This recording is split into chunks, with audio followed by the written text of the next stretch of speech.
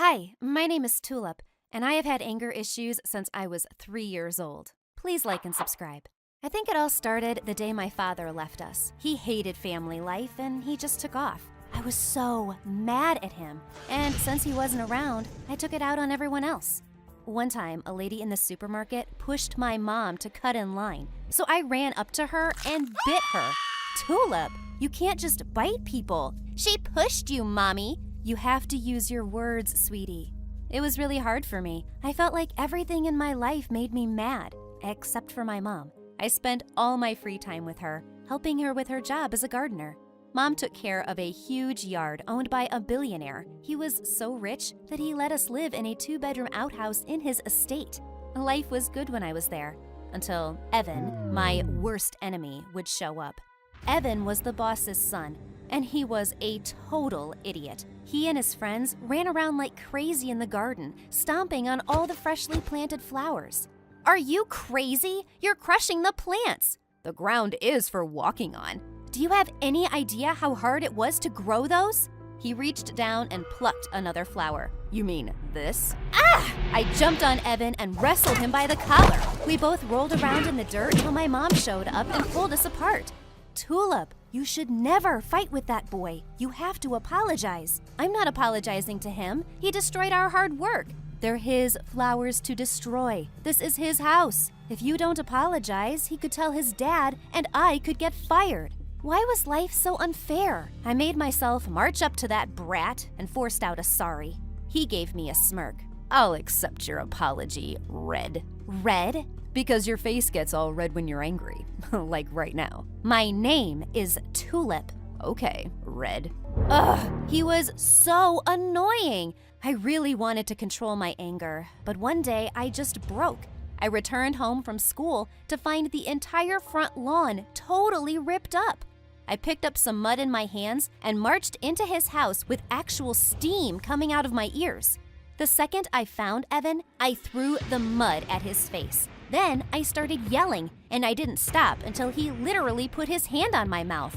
I didn't rip out the lawn, you idiot. We played a football match. Wait, what? That's when I noticed a huge group of boys sitting behind him, all sweaty and dirty. I'm so sorry. I was so embarrassed. I just ran out of there. Red, wait! I didn't dare turn back. I couldn't believe so many people saw me having a total meltdown. I was so scared that Evan would get my mom fired for what I did. I just had to avoid him at all times. I started spending all my afternoons in the public library. And that was where I first met Theo. I think he was the most amazing guy I knew. He walked in and gave the librarian a fresh bouquet of flowers. So sweet. He always helped little kids get their books down from the shelves, and he helped the staff clean up even though they asked him not to. I'd never met anyone like him, and I had to talk to him.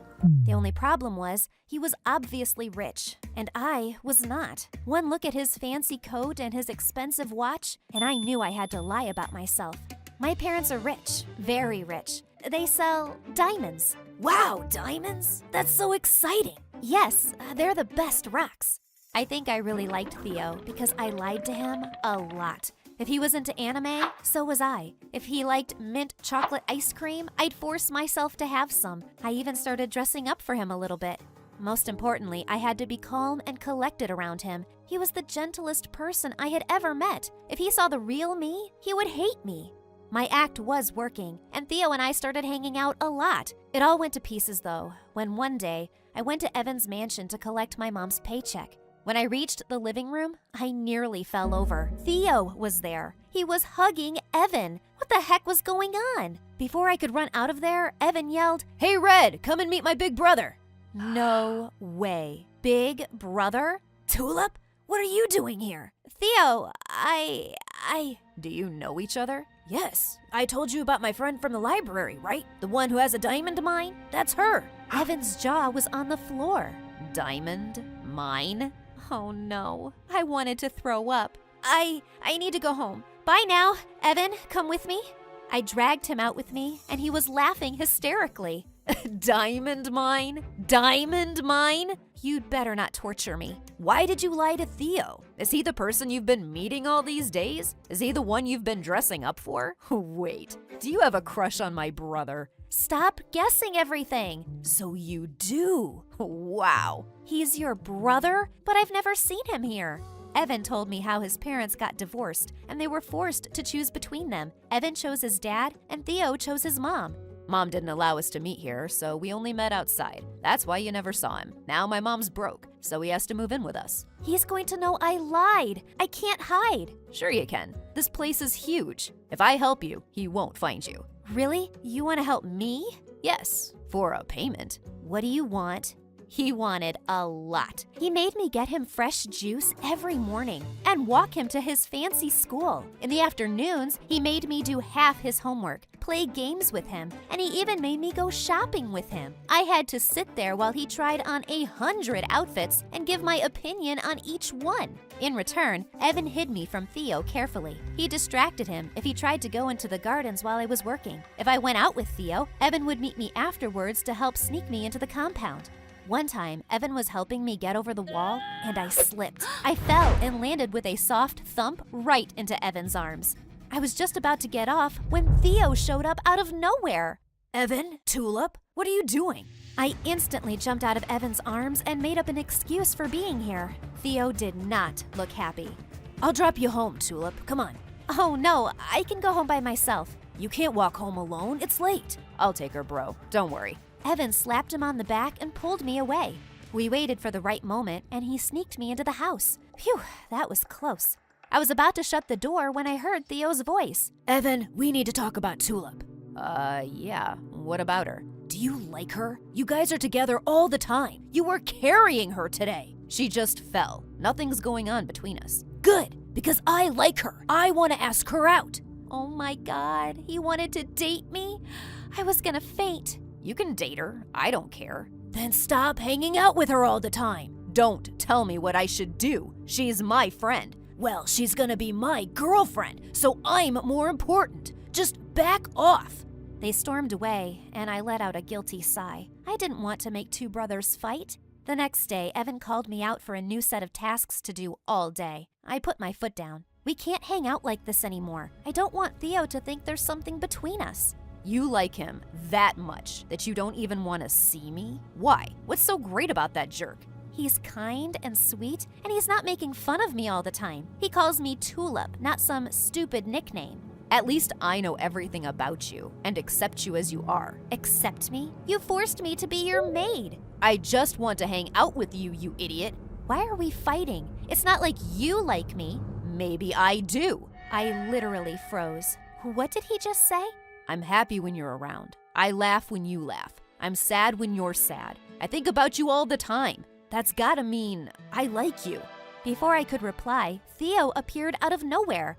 Did you just tell Tulip you like her? After I told you I wanted to be with her? You jerk! He jumped on Evan, and they started wrestling on the ground. I had to use all my strength to pull them apart. Stop it, both of you! Tulip, I like you more! I want you to date me, not Evan. Oh my God, this was not how I had pictured this moment. I wanted to say yes to Theo so badly. Instead, I blurted out the truth. Theo, I lied to you. I don't watch anime. I think mint chocolate ice cream tastes like toothpaste, and I don't have a diamond mine. You what? My mom is a gardener. She works here for your dad. We live in your outhouse. No way. Evan's been helping me keep it a secret. I know it's dumb that I lied, but I really liked you. I still want to go out with you, but I can't lie anymore. So, you're poor. You're a servant. So what? She's still a nice person and a good friend. She's a liar. She acted like she was a princess. I can't believe I ever liked you. Don't talk to her like that. This time, Evan attacked Theo. They started wrestling again, but I didn't care. The first guy I ever liked hated me. I ran home and locked myself in my room. I felt so stupid. Evan tried to get me to come out, but I ignored his calls and his frequent knocks. I just laid in bed for days and didn't even help my mom with gardening. For the first time in my life, I didn't even feel angry. I was just sad. Things didn't change until November came. This was the month my mom planted her favorite flowers, tulips. I had to help her. I forced myself out of bed and went to the garden, only to see something shocking. Mom was already planting the tulips, and Evan was helping her. He was digging and putting in the buds so gently. What are you doing? You seemed busy, so I thought I'd give this a try. Wanna help? I sat down next to him and started digging. You were right, Red. Growing plants is tough. Sorry I gave you such a hard time about it all these years. That's okay. You weren't so bad. He had some mud on his face, and I wiped it off. He grabbed my hand before I could pull it away. I'm really sorry about what happened with Theo. You don't need to be. It's my fault for lying to him. I just wanted to be the perfect girl. You are perfect. You care about people. You're the funniest person I've ever met. He's an idiot if he doesn't see that. I don't want him to see me anymore. Like you said, he never liked me for me. You did. He turned red and let go of my hand. I felt a strange urge, and I leaned forward and gave him a kiss on his cheek. What was that for? I just wanted to see what it would be like. Then you should at least give me a proper kiss. He pulled me in and kissed me right on the lips. Oh, it was so amazing. When he pulled away, I was actually dizzy. I know you just got done with Theo, but I'd love to take you out for real. I'd love to go out with you too. Your face is red like a tomato. It's your fault for kissing me. Okay, I won't do it again. Shut up. I pulled him back to me and gave him a long, passionate kiss. Hi there, I'm Saul from San Francisco. Please like and subscribe because My Story Animated will give $1,000 to one lucky person in the coming 7 days. When I was only 2, Mom left Dad because his business was failing miserably, and she didn't want to be with someone poor. But growing up, Dad adored me and made sure I had everything. But over the next few years, he turned really lucky and his business was booming again. And just like that, we were richer than ever. We had a super big mansion, fancy cars, and butlers. On my 4th birthday, Dad said he had a big surprise for me, and I was super excited for it. But then he introduced me to his girlfriend, Linda. Aw, Saul, you're adorable, baby girl. Ew, she was so weird. But very soon I discovered that she was a witch too. The second Dad would turn his back, she would go all crazy on me. You look like a filthy boy from a slum. And what's with your ugly hair? Ew. But Dad wouldn't listen to a word against her. He was so blindly in love. Soon after they got married, and the first thing Linda did was transfer all of Dad's money to her name. A year later, she gave birth to Tanya, who was the cutest. But slowly, Linda started revealing her real face to Dad too. One day, while Dad was getting ready for a business trip, Linda went all bonkers on him. I have a night out with my friends, and you want me to take these good-for-nothing kids with me? You better stay home and do it yourself. Don't talk to me like you're my boss. It's because of me that you get to enjoy all these luxuries. I work hard and I feed everyone here, so don't give me that attitude. Oh, who says I'm not the boss? Saying that, she threw the property papers in his face and asked him to leave her house. This was crazy, but what Dad did was even crazier. He left us forever, and I had to put up with my witchy stepmom. Now, Linda would spend all of Dad's money on shopping and her parties all day long and not even care about Tanya. So I made sure to look after her, and over time, we grew quite close. One day, Tanya fell sick, and I asked Linda to go get her some medicine. But when she came back, her hands were full of shopping bags. And worse, she didn't get the medicine. Seriously, Linda? I can't believe you're doing this to your own daughter now. Okay, I forgot. What's the big deal anyway? It's just a fever. It'll go away on its own. But the important thing is, what will I wear for tomorrow's party? Whoa, this woman was something. Years passed and Tanya started going to school with me, but I was concerned about her grades. So I went to her room to help her with the upcoming tests, but Linda didn't seem happy about it. Why are you trying to make her a geek like you? Isn't it enough that she has the biggest glasses on her nose? For God's sake, let her be like me, growing up and finding a rich husband. That's what smart women do. Ugh, she was horrible, and Tanya was nothing like her. So I made sure to help her when Linda wasn't around. Then one snowy evening, I thought Tanya was outside having snow fights with the neighborhood kids, but what I saw left me shocked. I realized all the kids had ganged up on her and were throwing snowballs at her face. Take this, loser. OMG, he was so done. I ran out and picked up a huge chunk of snow and threw it at him. Don't you dare hurt my sister, dummy. I chased all the stupid kids away and took Tanya inside. A few moments later, Linda walked in, and I told her all about it. So, what should I do? And what did you expect, really? Of course kids are gonna bully her for looking like a loser nerd. Linda, are you crazy? You're her mother. Do something. You want me to do something? Fine. From today, she won't go to school and anywhere outside, and then there'll be no more problems. What? How could she do that? Tanya ran up to her room in tears, and I went after her. Don't worry, little sis. I'll get you out of here.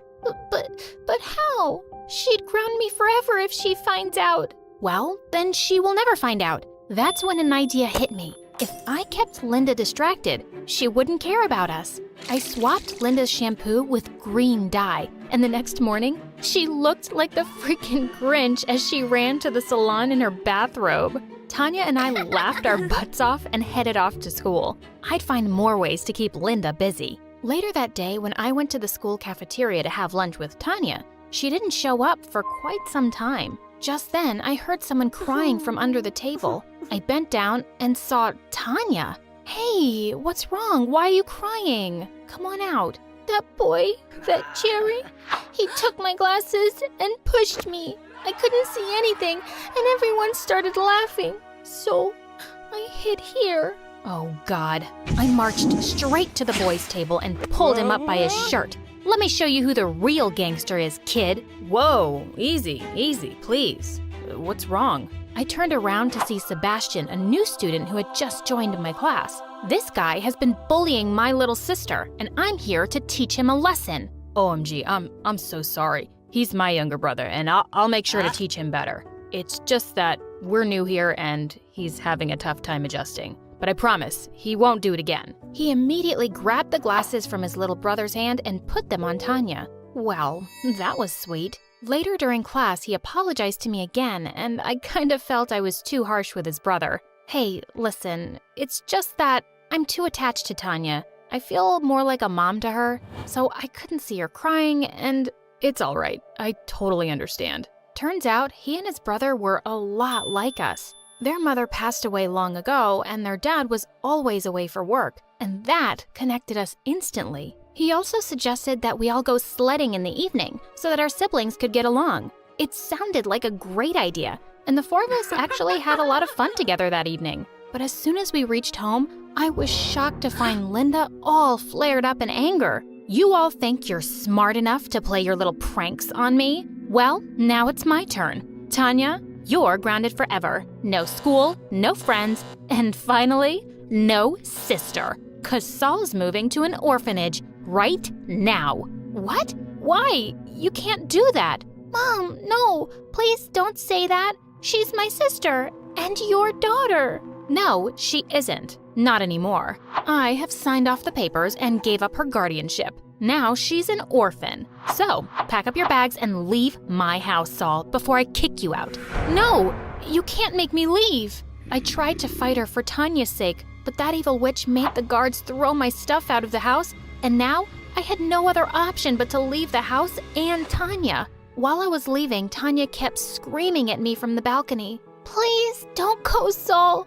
What will I do without you? It was hard for me to see her in tears, but I promised her I'd come back for her someday. After that, I kept walking for hours until it started raining, and I stopped at a restaurant. Just then, the waitress came in and asked me what I wanted to eat. Well, I don't have any money, so I'm afraid I won't be able to order anything. But she sneaked me some hot chocolate from the counter and told me it was on her. She seemed like a really nice lady and even asked me if I wanted a job. A job? That'll be great. I didn't want to go to the orphanage, and this way I could earn some money too. So I started working there as a waitress. The lady also offered me a place to live, and I kind of felt like I'd found a new home. Days passed, and I even learned some basic tailoring and designing from the old waitress. Within a month, I was able to design beautiful dresses and sweatshirts out of old rugged clothes. One day, while I was serving coffee to one of the customers, I accidentally spilled some over her dress. Are you blind? That's a designer piece. She seemed really mad, so I'd said I'd get her something to wear.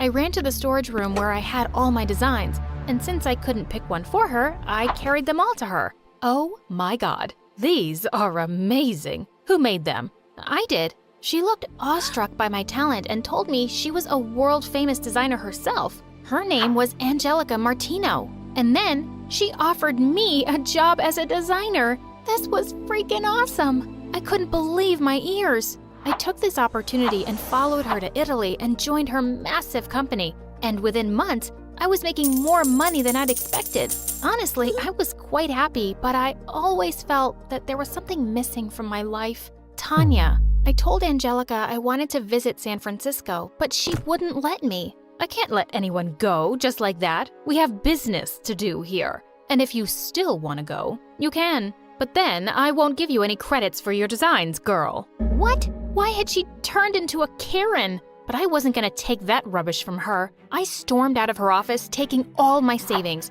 and cutting up all the designs I made for the company so they couldn't use them. Yeah, and I could hear the witch Angelica's screams as far up as the plane. As soon as I landed in the city, I crashed into someone I'd never imagined. Sebastian. Saul, is that you? Oh my God, I was so worried. I had no idea where you'd gone. Are you okay? Suddenly, I burst into tears and told him everything that happened. And he asked me to move into his place with him and Jerry. I said yes, and he took me to his huge mansion. And seeing the brothers taking care of each other made me think about Tanya even more. So I went to see her the first thing in the morning with Sebastian, but I was super shocked to see her all alone. She ran towards me as soon as she saw me and burst into tears. Oh, Saul, where were you? I missed you so much. You said you'd come back for me, and I waited for you every single minute of every day. I felt so lonely without you. I missed you too, little sis.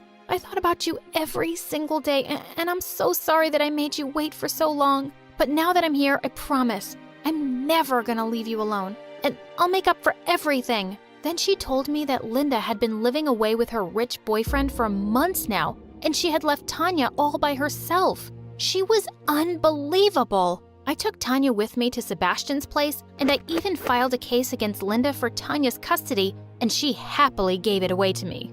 Good riddance. After that, I opened my own fashion store. A few years later, Linda came back after getting dumped by her fraud boyfriend who took all her money and ran away. I raised you all those years, so I deserve half of the money from your fashion store. You can't say no. You didn't raise me, Linda. You just threw me out of my own house like trash. And now I'm returning the favor. Yeah, Mom, I prefer to see you homeless because you're the worst mother on earth. Just get lost. Oh, on second thought, why homeless when we can put her in jail? The right place for terrible people like her. We finally called the cops and filed a case against Linda. We won, and she was thrown in jail for years. And Tanya and I lived happily ever after. Hi, I'm Blake, and this is my story. Don't forget to like and subscribe. My childhood was pretty weird. My mom could be a little dramatic. She was either very happy or very sad. She would do cartwheels on the lawn just because the sun was out, and cry like a baby waving the trash goodbye on garbage day. On the first day of school, she strung balloons in my hair.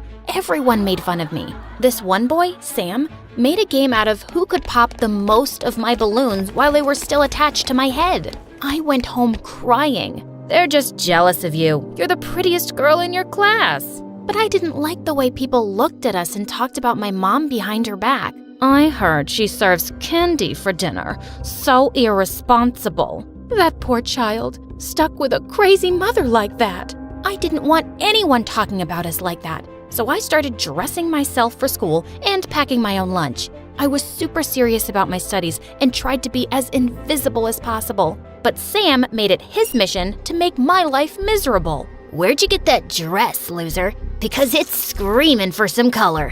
What did you do to your face, dingbat? Because it looks good enough to punch.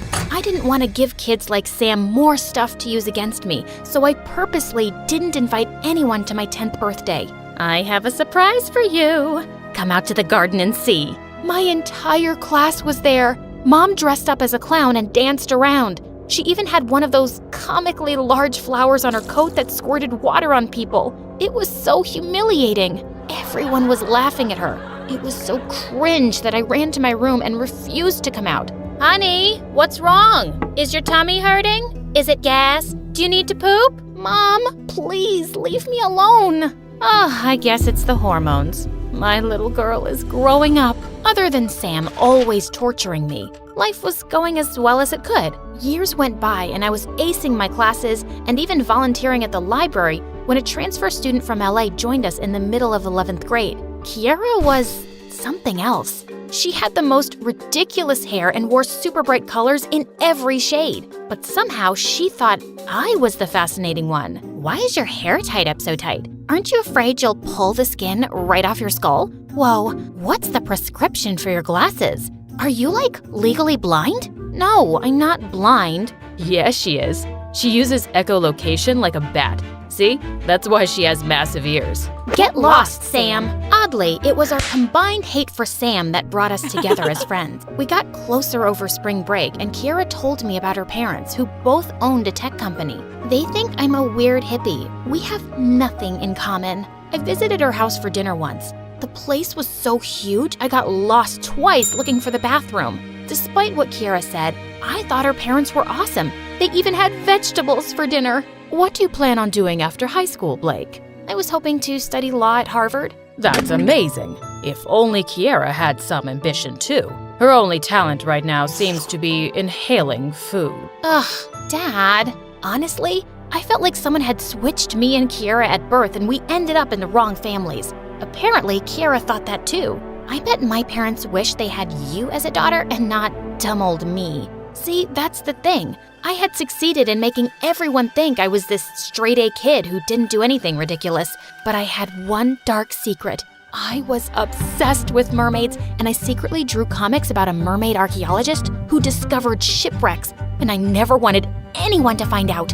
I felt bad for Kiara, so I invited her over to my place because I knew she and Mom would get along really well. Kiara, you're like the daughter I never had. Hello? I don't get it. How could a cool mom like you have a boring daughter like Blake? It's a mystery. Marshmallow stuffed cookies and pixie dust sandwiches for dinner?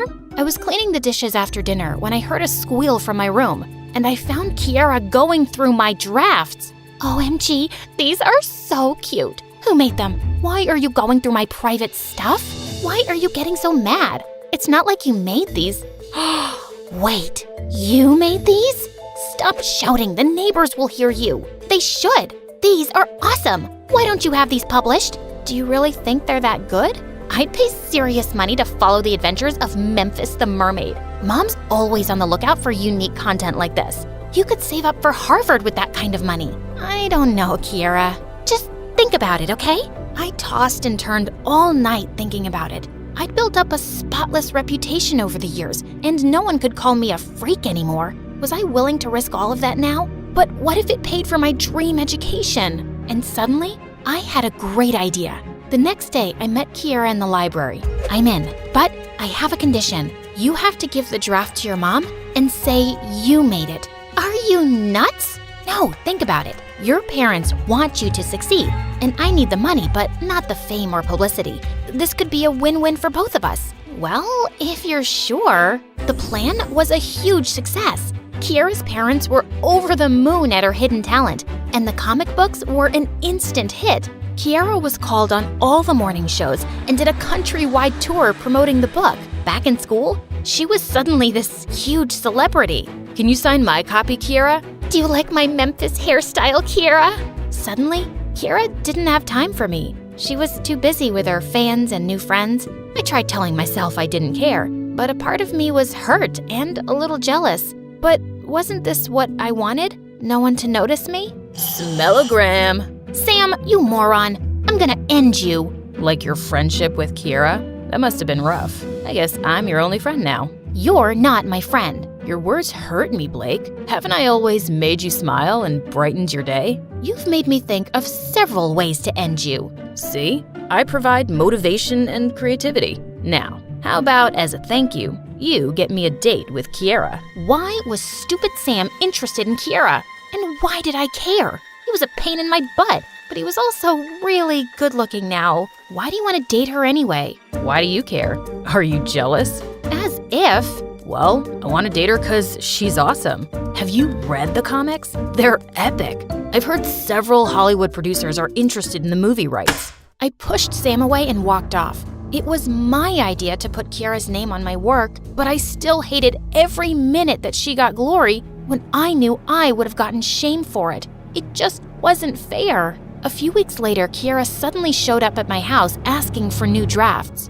I need to publish teasers on my stories. Hi to you too, Kiara. I'm fine. How are you? I know, I'm sorry. I've been busy. You have no idea what a creative person's life is like. Sure, I have no idea. And I haven't had time to draw up anything new. Are you serious? You must have something. A sketch? An idea?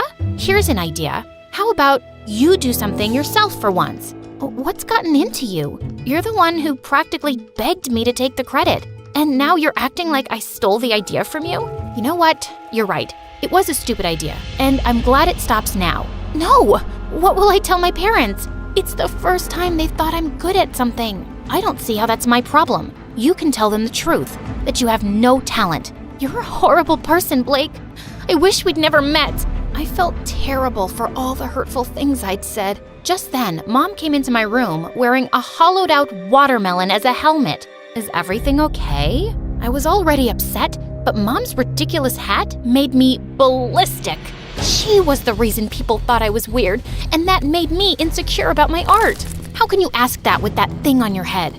Geez, Mom, when will you act your age? I'm sick of being the adult around here. Why are you speaking to me like this? Because you're an embarrassment. I regretted my words instantly. Mom looked so deeply hurt that I wanted to hug her and apologize, but she immediately left. What had I done? Mom didn't kiss me goodbye the next day, and Kiara didn't show up at school. I skipped lunch and drew a quick outline for Kiara when a shadow loomed behind me. Is that Memphis the Mermaid? You're the original artist? Are you nuts? I was just copying Kiara's work. She's really talented. Nah, I don't believe you. No one's that good at copying stuff. Wait till I tell the whole school. What do you want, jerk? Just the truth, actually. Why won't you take credit for your own work, loser? It's because of you and other people like you. My whole life, you haven't missed any chance to ridicule me, and I've worked so hard to seem normal. I was afraid everyone would think I'm a dork or a freak for writing those comics. So, yeah, I asked Kiara to put her name on it, and now it's ruined everything, and I don't need you making things any harder for me. For the first time ever, Sam actually shut up and looked guilty. I'm really sorry, Blake. You always seemed tough, and I never realized how much my jokes actually affected you. You're amazing, and you shouldn't have to hide who you really are because of me or anybody. He leaned in and gently kissed me on the cheek before running off. What just happened? And why was my heart racing? After school, I went to Kiara's house, but I was in for a shock. Kiara left for Japan this morning. I don't know what happened, but she was really upset and said something about not having any talent. She's gone to study anime drawing for a year. I was heartbroken to learn that my words had affected Kiara so much. My best friend was gone, and she'd probably hate me for the rest of her life. When I got home, I was in store for an even bigger surprise. Mom was in a boring dress making a roast dinner with vegetables. Welcome home, Blake. I'm sorry for making your life tougher than it is. You're such a good, hard-working daughter, and I'll try my best to be like other moms. No, I'm sorry. I shouldn't have said those things to you. I was so obsessed with being normal that I pushed away the two people I love the most. And you're awesome, just as you are. I told Mom everything that had happened with Kiara. People make mistakes, honey. Write to Kiara and explain everything. I'm sure she'll forgive you. Want to have chocolate cake for dinner? That sounds perfect, Mom. That night, I wrote an apology email to Kiara, but I never heard back from her. I still visited her parents once a week, and they'd tell me about her life in Japan, but I really missed having her around. Soon after, Sam asked me out and we started to date. He was still annoying, but he also knew how to make me laugh. A year flew by, and I started working on a new comic about a unicorn girl with rainbow hair and the habit of wearing every color at once. I was nervous about handing it to Kiara's mom for publishing, but Sam encouraged me, and she loved it. She said it reminded her of Kiara. My life turned upside down after the comics became a success. I sent Kiara a signed copy with a note saying it was inspired by her, but I never got a reply. One day, I was drawing in my room when there was a knock on my door. It was Kiara. Kiara, I'm so sorry. I was such an awful witch to you. I'm sorry too. I took credit for your talent without even thanking you. It was never going to last, and I'm glad it ended when it did. But I'm sad that our friendship got caught up in the mix. I needed to get away to figure myself out. I've missed you so much. I know, and I guess I missed you too. It was a novel about a prim librarian that looked a lot like me, cataloging in the mornings and hunting vampires by night. I guess I am very inspiring. Don't push your luck.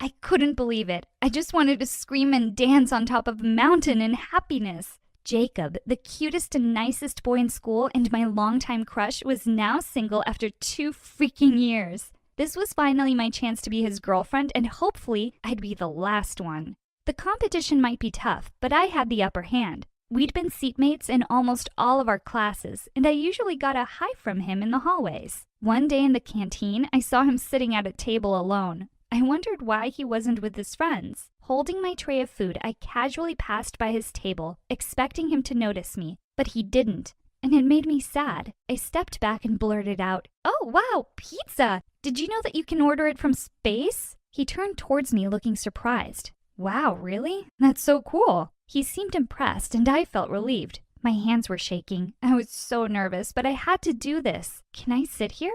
"Sure." As soon as I'd settled in my seat across from him, his face suddenly brightened up as he read a message on his phone. He looked so happy at whatever it said. "You can have all the pizza, Dana. I have to go." And he left, just like that. At least he'd given me his pizza. I'd just have to try harder next time. Over the next 2 weeks, I continued trying to get closer to him, and he was nicer to me, but he often seemed to be in a hurry. It disappointed me when I realized that he was giving other girls the same treatment. Ugh, I hate that feeling when you think you're special but you're not. This is not good. The next week was crucial. Something had changed about him. He looked so preoccupied whenever I saw him. He was always on his phone, smiling, and I didn't like what that might suggest. My gut feeling was confirmed when a piece of news left me speechless. Jacob had a new girlfriend already, and he'd posted their official couple photo on Instagram that day. It was Sam, a girl from another class. Why her? I mean, sure, she looked nice and delicate, and she always wore these modest, girly dresses, but what made her so much more special than me? I ranted and raved to my friends later that day. I really couldn't believe it. All my efforts had been a total waste. I tried to stalk Sam on Instagram, Facebook, Snapchat, Twitter, TikTok, and every other possible platform, but she didn't have any of them. She was clearly a very private person. I had to find out more about her. I had to know if she deserved Jacob. One night, while out buying some cleaning sponges, a familiar face caught my attention. It was her, Sam. She was wearing a huge black hoodie with the hood almost hiding her entire face. She looked so different. She had her hands deep in her pockets as she was talking to a tall and muscular older guy with tattoos who was also wearing the same black hoodie. They were talking about something seemingly very private in a corner of the store, neither of them holding a basket or anything to buy. They looked suspicious. I hid behind the toiletries rack as I secretly observed them. They then went outside and continued talking in front of the alley. They kept cautiously looking around as if they were hiding from someone. I sensed something fishy.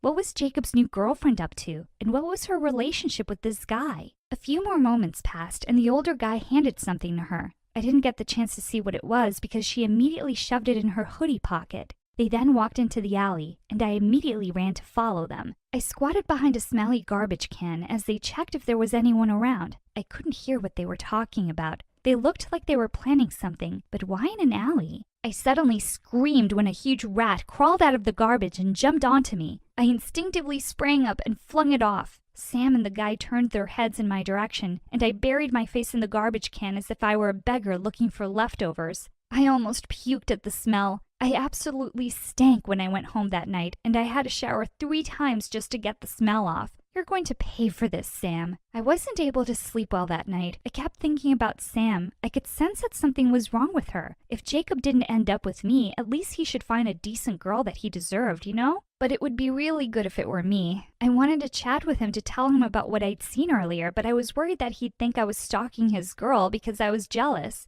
Of course I was, but I had to keep it low-key. Boys should chase the girl, not the other way around. The next morning, while I was on my way to my locker, I accidentally bumped into Sam. "Sorry," she apologized. She dropped her bag in the process and some books slipped out. I squatted down next to her to help her and was stunned when I saw one of her books. It was a huge black book about witchcraft. I lifted my head and met her cautious eyes, but she looked away immediately and snatched the book away. With narrowed eyes, I watched her as she rushed towards Jacob at the end of the hallway and excitedly showed him something on her phone. I was itching to know more about this girl. I went to the same grocery store that night and expected to see Sam again, and I did. She was wearing the same black hoodie again, but this time she was talking to an old lady with a crooked nose and a hunched back. The old lady was also wearing a black hoodie. Was that their uniform or something? Sam whispered something to the woman, and the woman nodded back.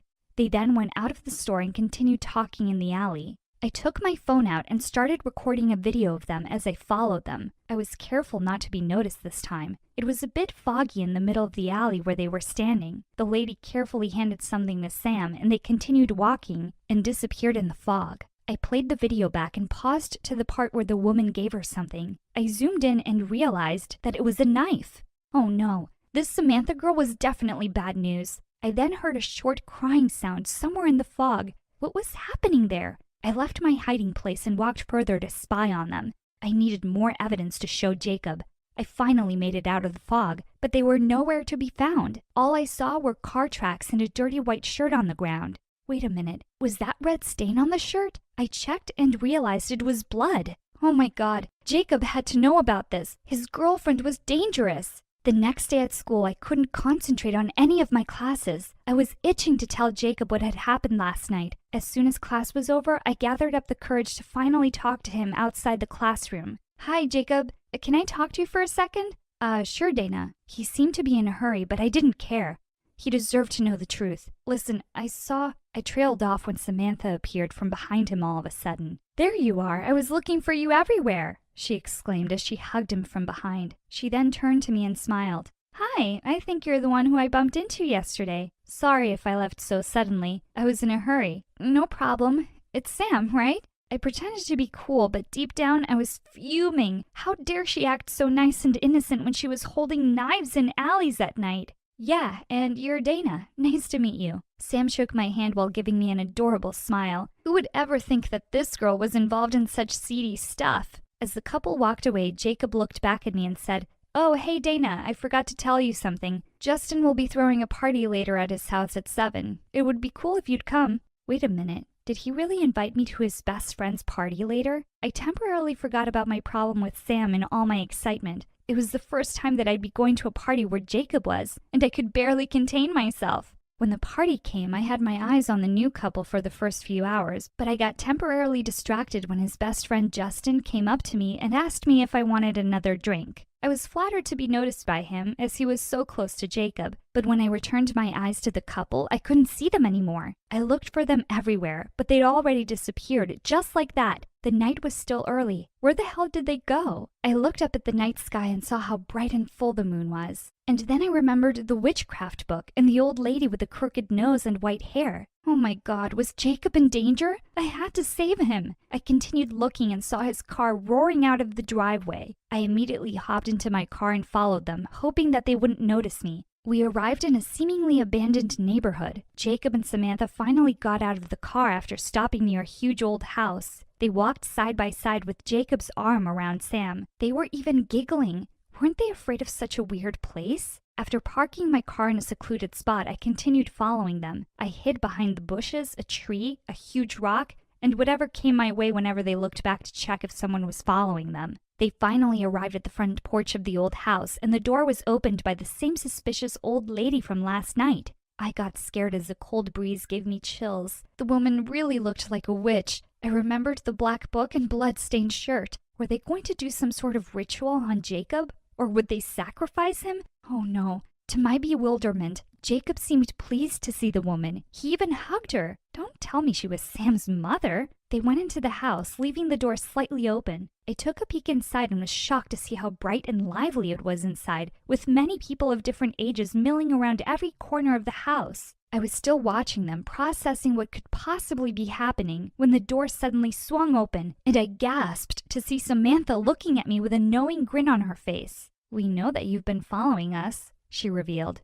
which made me turn as red as a tomato. I bowed my head as I fiddled with my fingers. It's okay, Dana. You can join us if you want. Jacob appeared in front of me, and what he said relieved me. What is this place? I asked. This is one of my grandfather's old properties, and my father and I decided to make it a home for beggars and homeless people.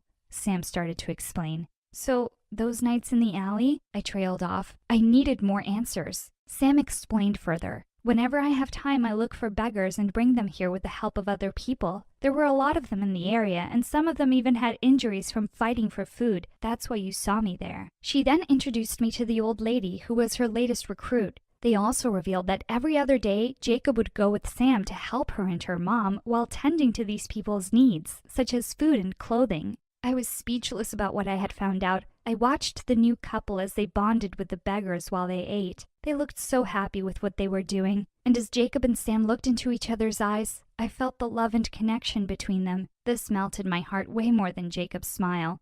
Samantha was actually an angel, and indeed, you can't judge a book by its cover. At that moment, I finally realized that she was perfect for Jacob, and I didn't feel jealous at all. I ended up being good friends with them from then on. I also helped them from time to time. About my feelings for Jacob, I didn't understand why, but I just woke up one day realizing that I had finally accepted that we weren't meant for each other. A year passed, and we were only a month away from graduation. While the three of us were having lunch at a fancy restaurant to celebrate the birthday of Sam's dog, Jacob's best friend, Justin, showed up late. He was panting as he sat next to me and across from the couple. "Sorry I'm late. I got stuck in traffic," Justin explained. Despite the messy black hair and sweaty forehead, Justin still managed to look cute. He had this bad boy thing going on, but that was only his looks because he was actually timid. He scratched the back of his head as he sat beside me. I noticed that he was always nervous whenever he was near me. Or was I just assuming things? "Come on, dude, ask her already," Jacob urged Justin as he leaned back in his chair looking impatient. Will you go to prom with me?" Justin stuttered as he asked me. I had been waiting for him to ask me out, and finally he'd done it. I nodded at him as I blushed, and the boys did a happy fist bump. After graduation, Justin became my boyfriend. And throughout the years, Jacob and Sam inspired me and made me more mindful of homeless people and those in need. Where is it? Turning my whole closet upside down looking for my black top. It was literally the one cute thing I had. Just then, Mom walked into my room, all dressed up for a night out, in a shirt 2 sizes too small for her. "Mom, that's mine. Give it back. I have to wear it to a party." "Don't be such a baby. Wear something else." Then she picked up my earrings from my dressing table and was off before I could even protest. Living with my mom was like living with an out-of-control, greedy, stupid teenager. As if she didn't have enough things of her own, she was always stealing my stuff too. And Dad's. One time, when I was about 6, I remember she was about to go out wearing Dad's black shorts as a dress. I giggled because she looked so funny, but Dad was furious that she was going out looking so ridiculous. As I grew up, I started to find her silliness less funny. Once, I had friends over, and it was so embarrassing when they walked past Mom's room and saw boy band posters plastered all over the walls. We were listening to some music in my room, and she came and joined us and wouldn't stop dancing like crazy. Mom always wanted to hang out with my friends when they were over, all except Brittany. For some reason, she just seemed to hate her. No matter how nice or polite Brittany was to her, she couldn't even get a decent hello out of Mom. Once when we were in the 4th grade, Brittany and I were having the time of our lives when Mom walked in. She went absolutely insane on Brittany for teaching me how to make all this junk food and for turning me into a cow just like herself. Brittany just stood silently. What's wrong with her? I should report her to child services for being so mean. "I'm so sorry, Britt," I said after Mom had walked off. "It's okay. My dad's kind of like that too. Don't be mad. She's your mom after all." "Fine. I won't report her. I'll just choke her in her sleep maybe," I said, and we both burst out laughing. Of course, Brittany didn't come over much after that, and that wasn't even the worst of it. What I found the most annoying was how much she gossiped. I'm sure her neck had stretched a few inches from always peeking over the garden fence to see what our neighbors were up to. She was in everyone's business. Dad hated it, and they were always fighting. Just the other day, I came down to breakfast to this conversation. "Why were you looking into our neighbor's bathroom while he was showering?" Dad was asking Mom, sounding disgusted. "That wasn't the bathroom, you idiot. I don't know what your problem is," she shouted back. I sighed and left for school without breakfast. I was so sick of all this fighting. I was her complete opposite, so we didn't really get along. She kept calling me a nerd and a freak, which really pissed me off. One day in school, as I was putting my stuff away, someone came by and leaned against the lockers. I looked up, and all of my notebooks went crashing down on the floor. It was Peter, the one I'd been dreaming of every day and writing about in my diary every night. And he was looking right at me. He laughed and helped me pick up my things. I'd turned as red as a tomato. I don't remember what I managed to say, but I definitely just stared at him with my mouth open when he said these words. "So, Mandy, would you like to go watch the game with me tomorrow?" I looked around as if I was expecting another girl named Mandy to be standing right behind me. He knew my name? I managed to stutter out, yes. He said a casual, "Pick you up at 6. And walked off. I just stared at his back, and then I ran off to tell Brittany. We were both screaming and jumping up and down with excitement. The next few weeks seemed right out of a fairy tale. He was so charming and cute. He gave me flowers and took me out on intimate picnics and to baseball games. But of course, I wouldn't invite him to my house. My crazy mom would freak him out. As I was admiring myself in the mirror in this really cute dress he'd bought for me, Mom walked in. I could see her greedy eyes taking in my dress. "That would look so much better on me. Red's really not your color, honey." I just rolled my eyes and ignored her. But what she said next left me in tears. "I have no idea why the most popular boy in the school is suddenly into a nerd like you. You're really not his type." She laughed and she walked away. Ouch! I brushed away my tears angrily, but felt better when Brittany said that I looked hot. I ran out when I heard Peter's car outside. He looked really distracted at dinner and was constantly texting. He got up to go to the bathroom, but his phone kept pinging. I turned it around and the name Jenny kept popping up, but I decided to let it go for now. He was supposed to come over for a study date the next evening, but he said he had football practice going on till late. An hour later, I logged onto Instagram and saw that Peter was at a party at some girl from our school's place. Was Mom right? He didn't really like me? No, that crazy woman could never be right. I decided to confront him in person the next day. The next day, after his football match, I stormed onto the field, but when I got there, I saw him walking off the field towards me, looking mad as a raging bull. Just as I was about to shout at him, he shouted first. "Can you believe it? I've been kicked off the team." I fell silent as he went on and on about how his stupid friend had insulted him and they'd gotten into a fight and Peter had punched him.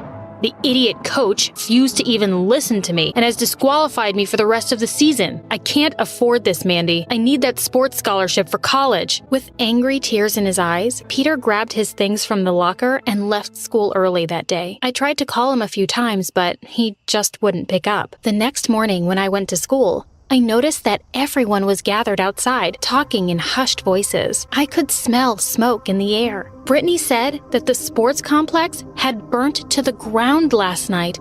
The firefighters had managed to put out the fire completely, but everything was ruined. "Oh, all my precious things." Just then, Peter joined us, looking shocked, and said he'd heard the awful news, but he was definitely having a hard time keeping the grin off his face when he saw Mr. Jenkins crying. "Geez, what a loser," he said in a low voice and walked away. I followed him out after class to talk. A few steps behind him, I saw him take his phone out and make a call. "Yeah, I know. Really burned everything to the ground, didn't we? That was fun." I turned back around, feeling a bit sick and really alarmed. Was my dreamy boyfriend a psycho who had set the sports complex on fire? Peter was either a cheater or a criminal or both. I needed to know more, and for that, I had to recruit a Class A snoop, my mother. I wanted to smack her face because she looked so smug as I told her everything. Once she was done putting nail polish on, she looked up at me and said, "Okay, sure, honey. I'll see what I can find." Wow, that was easy and kinda sweet. "It's gonna cost you. How much will you pay me to watch your boyfriend?" Of course. I said she could have half my monthly allowance now, and I'd pay her more later when she found something out. "Oh, and I'm going to need that red dress, too," she said, winking at me.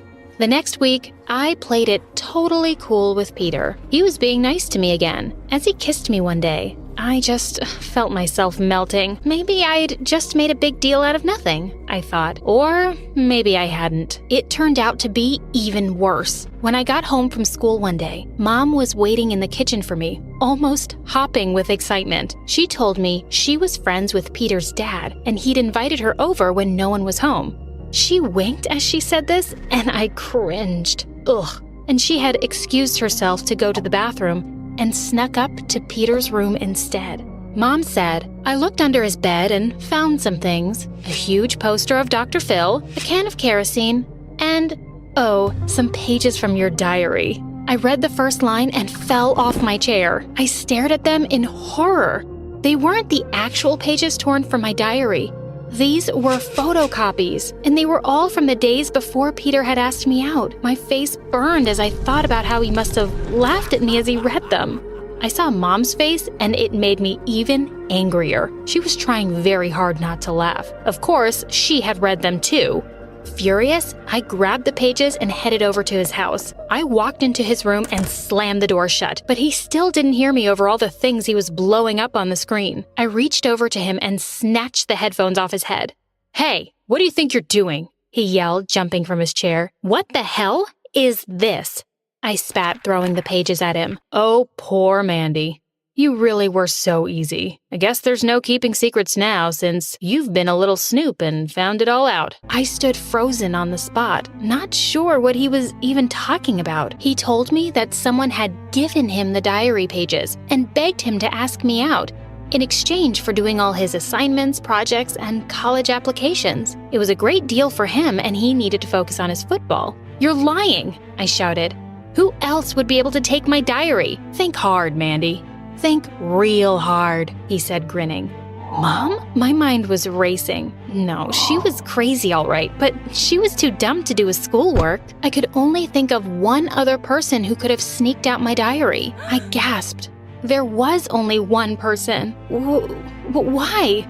I managed to say. She really seems to hate you. She told me to ask you out, make you fall in love with me, and then dump you publicly. I snatched back the papers and threw the glass of soda sitting on the table at him. I'm not gonna let you off the hook. I'm reporting you to the police. I screamed furiously. For what? Making you think I was in love with you?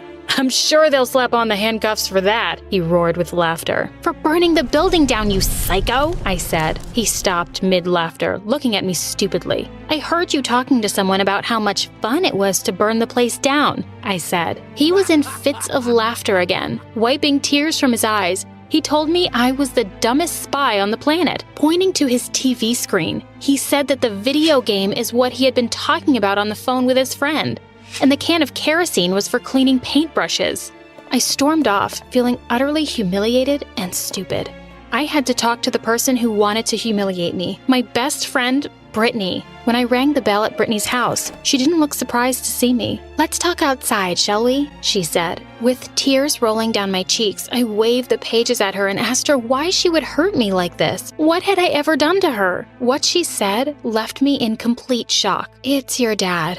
Or should I say, our dad. Brittany looked furious as she explained that she had recently found out that we were half-sisters, and our dad had abandoned her mom. You got the chance to live with your real parents, while I lived with a man who never loved me and always abused me. Mom was too weak to do anything. It's not fair. I hate you. I couldn't believe a word of it. There had to be some mistake. I ran back home and barged into Dad's study. Tell me the truth about Brittany. He stared at me, turning pale. He started crying and explained that he and Brittany's mom used to work together and he fell in love with her because she was so lovely. But Mom couldn't take care of herself, so he couldn't just leave her. He had to choose my crazy mom. Just then, Mom came in. She looked at our faces and was immediately dying to know what was happening. Dad and I stared at each other silently. not sure how to break it to her. I want to know what the two of you, but suddenly we were interrupted by the sirens of a police car right outside our house. We went out to take a look, and suddenly, two policemen walked straight up to Mom and told her she was under arrest. We were all shocked to find out that one of our neighbors had reported her for trespassing. Their security cameras had caught her breaking in and snooping around their rooms. Mom kept protesting that she'd been hired by someone as an investigator, as if. While she was being dragged away, she looked back at us and screamed, "At least tell me what you guys were talking about." Jeez. Dad walked up to one of the officers, gave him some money, and said, "Keep her in there for a few days, will ya?" He turned around to me, smiled, and hugged me. Now we can finally have some peace.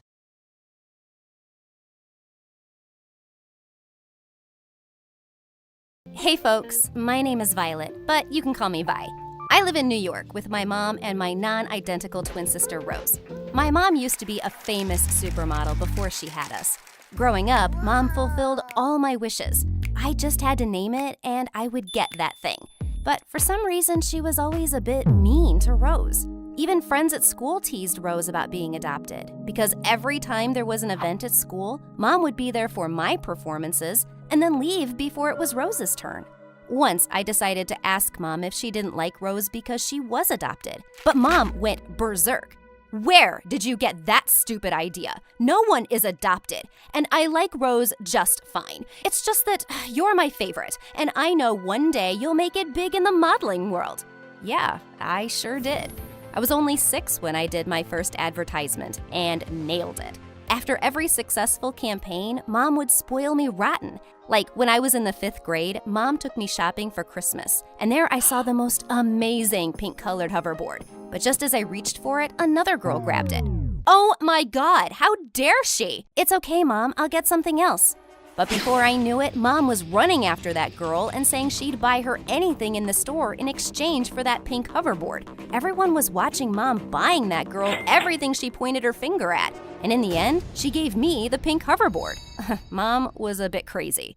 Afterwards, we left the store happy, but a guard came running after us as we were about to get in the car. "You left her. She's with you, right?" OMG! We both were so busy shopping that we forgot Rose was with us. "Yes, she is. Where were you hiding, silly girl? Come on, get in the car."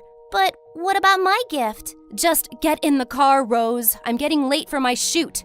I always felt bad for Rose when Mom ignored her. So growing up, I always shared my gifts with her and gave her half of my stuff. Once in the 7th grade, Mom bought me a beautiful red jacket. While I was trying it on and looking at myself in the mirror, I saw Rose watching me. I knew she liked it, so I gave it to her. You sure, Vi?" "Come on, Rose. Yes, I'm sure."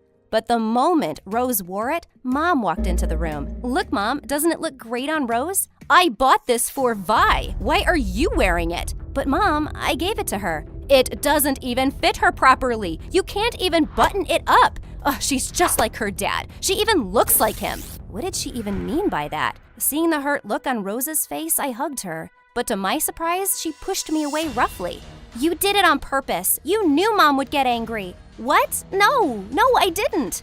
She was so angry at me. She ran to her room and slammed the door shut. Later, when I walked past her room, I was shocked to see what Rose had thrown on the floor. It was the jacket I gave her, cut up into tiny little pieces.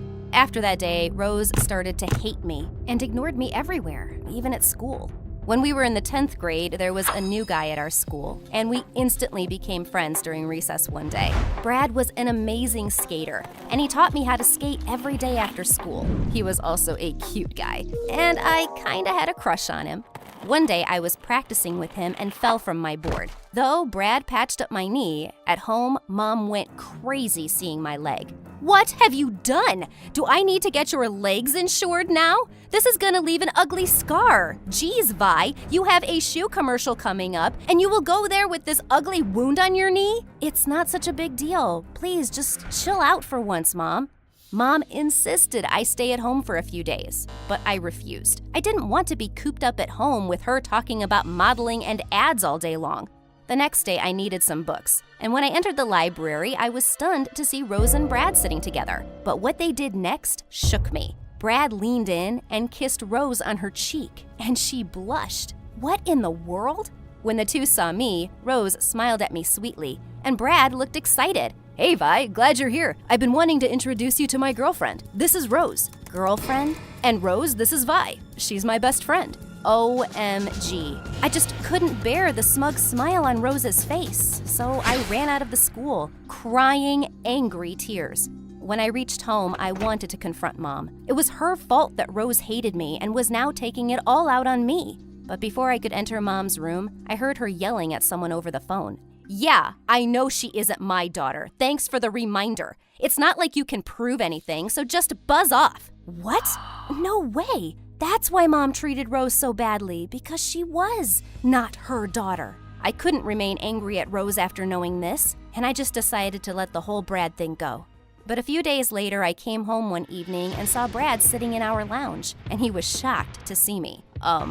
You live here, Vi?" "Vi, your boyfriend sure is funny. Of course she lives here. Darling, I saw him at the door with some flowers, and I just knew that he was here for you." "No, Mom. Brad is here for me. I know Vi's been drooling over him, but he chose me." Mom suddenly turned to Brad. "Are you crazy? Why would you choose Rose over Vi? Vi likes you, so go out with her." And with that, she snatched the flowers from him and gave them to me. "Mom, what are you doing?"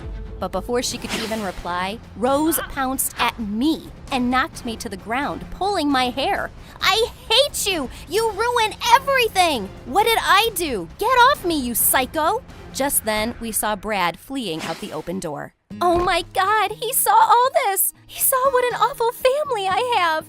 He left because of you guys!" The next few days, Rose stopped eating at the table and would always be locked up in her room. Though I was angry at her for overreacting, I was even angrier at Mom. She'd been a jerk that day. One day, Mom came home and told me she'd entered my name in some really big pageant that would be amazing for my modeling career. But lately, I'd been enjoying skating, and modeling just seemed something that was being forced on me. "Mom, no. I don't want to. I'm done with modeling, etc. I want to be a skater." Suddenly, Mom started yelling at me for the first time in my life. "You're done? How dare you, you ungrateful brat! You'll be grounded if you don't participate in this pageant." "Oh yeah? Then ground me.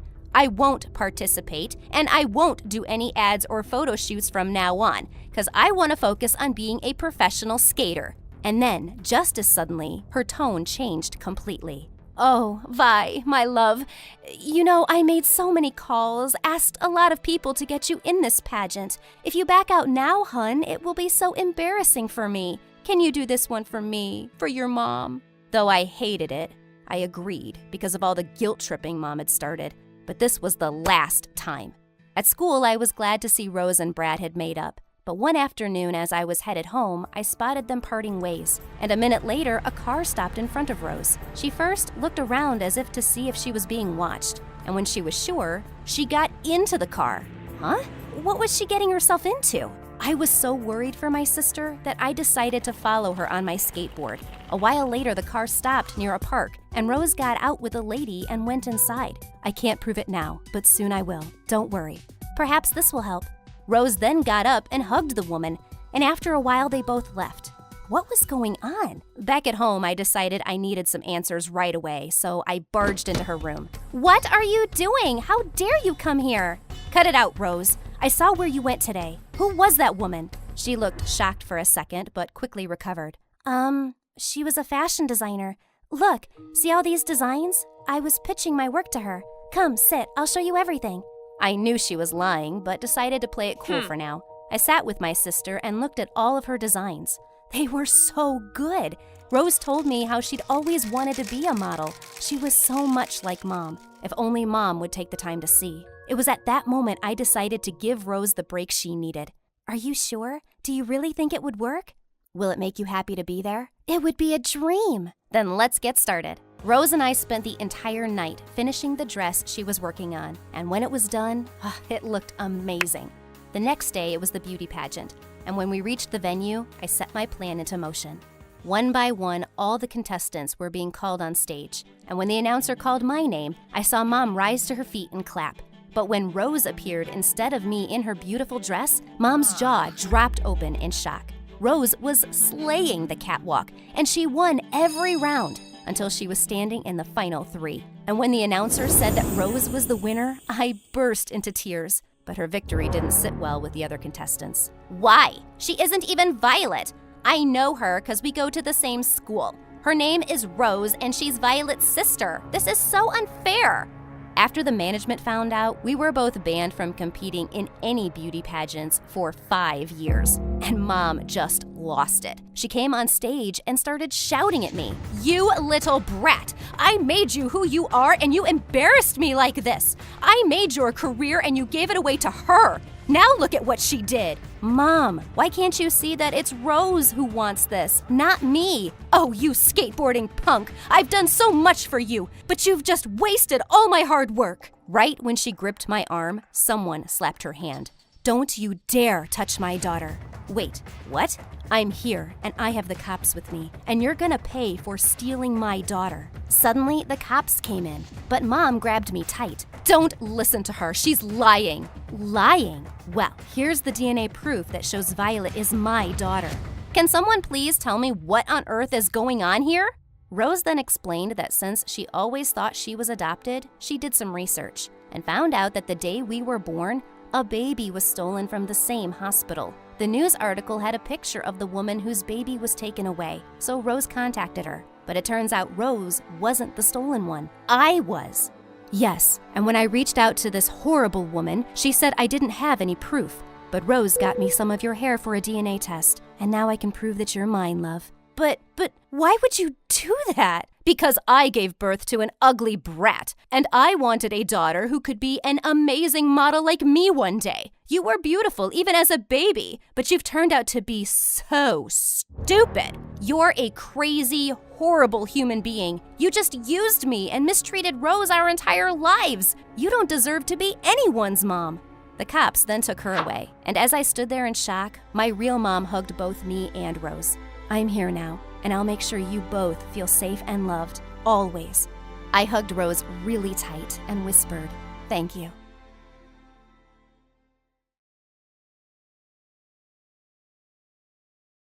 Hi, I'm Emily from Scotland.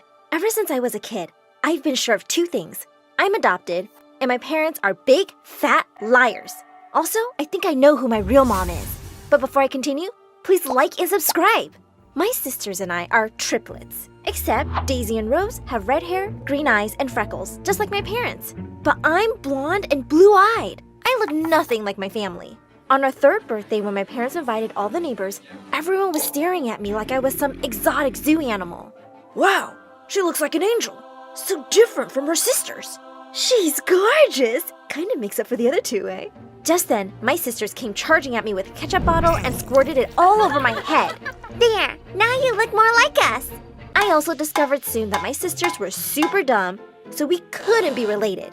Once I told them if they buried their pocket money, a whole tree would come out, and they did. Months later, when they said their money wasn't growing, I burst out laughing, and they attacked me. You awful witch! I wish you were our sister. I'm not, you fools. I'm adopted. My parents looked like I'd slapped them. Who taught you that word, Emily? Do you know what it means? Mom, Dad, I read books, and I'm not stupid.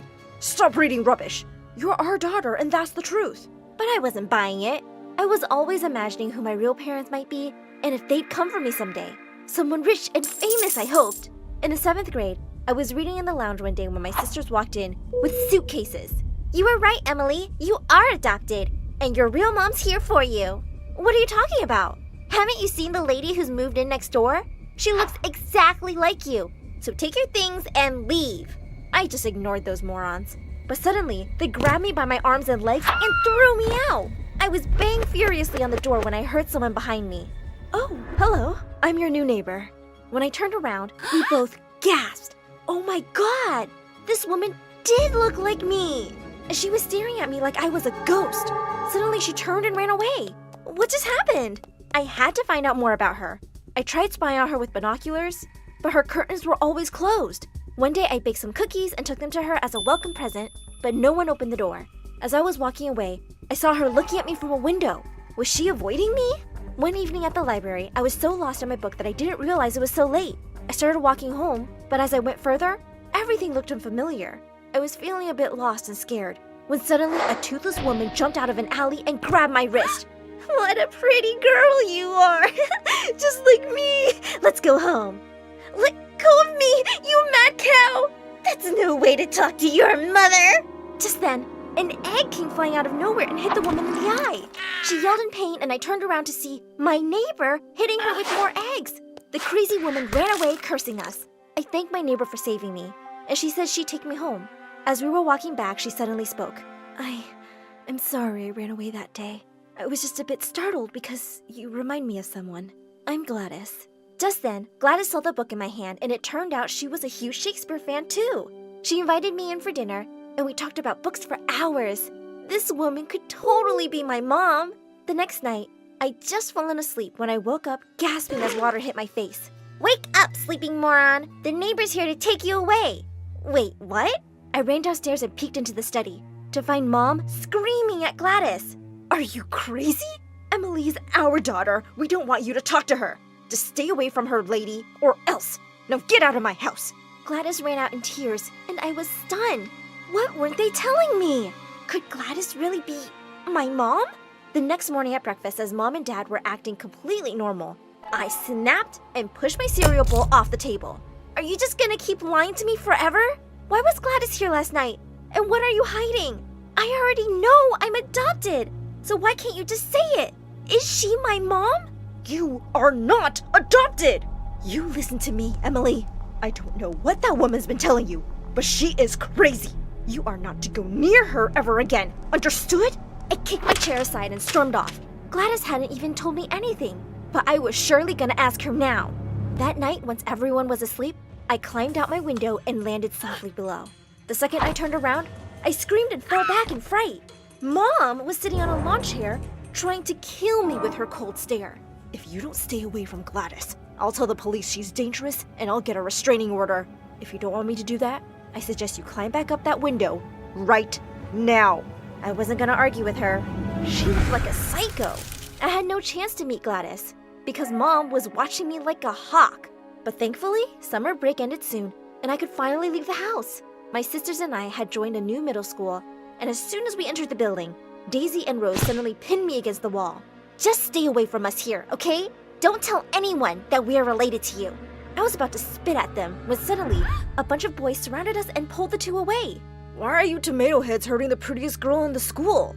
You want us to throw them in the trash, Goldilocks? I told the boys to let them go this once, and my sisters gave me death stares as they stormed off. But these boys were just stuck to me like glue all day. They were offering to carry my bag, make my notes in class. At recess, I excused myself for the bathroom and sprinted off to the library instead. I needed some peace. As I walked in, I bumped straight into someone with a tall pile of books, and I saw who was behind them. Gladys? Emily, what are you doing here? It turned out she was the school librarian. Oh, I'm so happy to see you. Listen, I really need to know what you and my parents... No, Emily, stop. I can't talk to you. I think it's best if you stay away from me. I'm sorry. And with that, she hurried away. Arr! I was losing my mind. But I wasn't giving up so easily. I went back the next day and walked up to her desk. I won't ask you any questions, I promise. But can we please just be friends again? I'll only talk about books. Gladys slowly smiled at me, and after that, we started hanging out every day. My dumb sisters would never set foot in a library, so I was safe.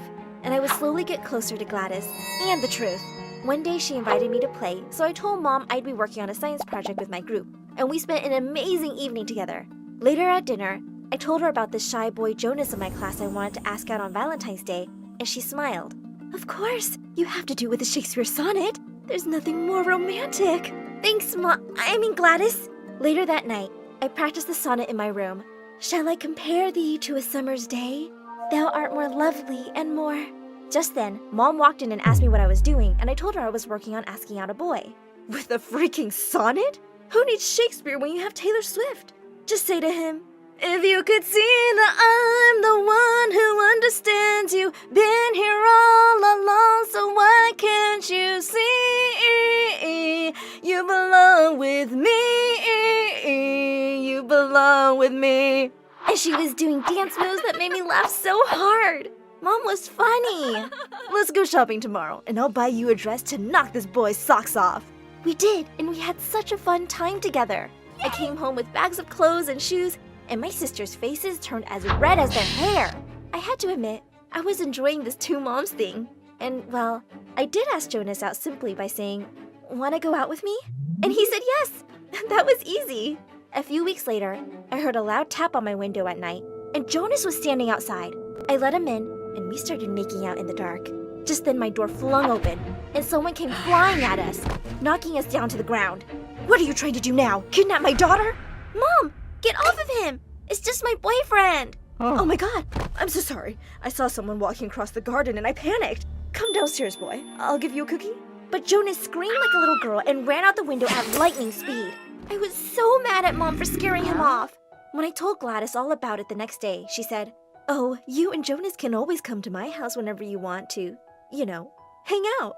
We took her up on the offer one evening, and she let us in through the back door. As we went to one of the rooms upstairs and started kissing, my eyes suddenly fell on a photo frame. It was Gladys with a toddler, who looked so much like me. Was it me? She gave me up when I was 2 or 3 years old? Why didn't I remember anything?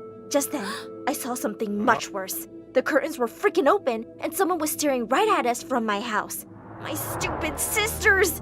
They grinned at me and ran off immediately. Oh no, no! Seconds later, I heard screams from downstairs. I ran downstairs to find Mom and Gladys rolling around on the ground, pulling each other's hair. I told you to stay away from my daughter! She's also my daughter! Why don't you let her decide? I think she likes me more.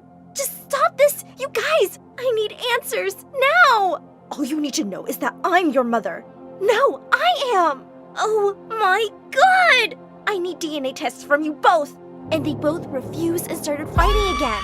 This was ridiculous. I charged straight at them and I pulled a few hairs out of their heads. Ow! I'm getting the test done, and then I'll know. As I was running out the door, they both screamed. Okay, I'm not your mother. I turned around in shock.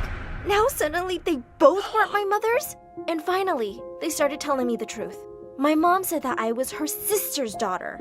We both had kids around the same time, but she fell really sick after giving birth to you, and she made me swear that I never let you know you're not mine. And you are mine. Emily, you're my blood. My eyes welled up when I found out my real mom was gone. And who are you, Gladys? Suddenly, she broke down into tears. I had a daughter who looked just like you, but she had an accident a few years ago, and when I met you, it felt like I had my baby back. I tried to stay away from you, but I couldn't. That night, I came to ask your parents if I could adopt you, and of course, they refused. I just miss my daughters so much. As I looked at them both, I realized they'd both lost people they dearly loved, and I could make them both hurt a little less. I love you, Mom, and I'm sure you're as good as Mom as my own would have been. And Gladys, I love you too, and you can always think of me as your daughter. Well, now I finally know who my real mom is. And I've got 2 really amazing ones too. And turns out, I am related to my sisters. They're just my dumb cousins now.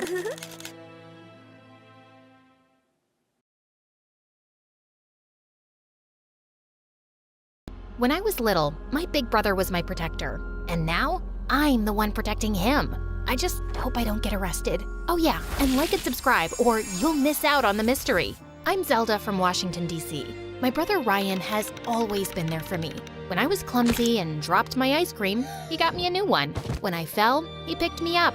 And when I watched a scary movie, he covered my eyes. And when he had to go somewhere and leave me alone, I want Ryan!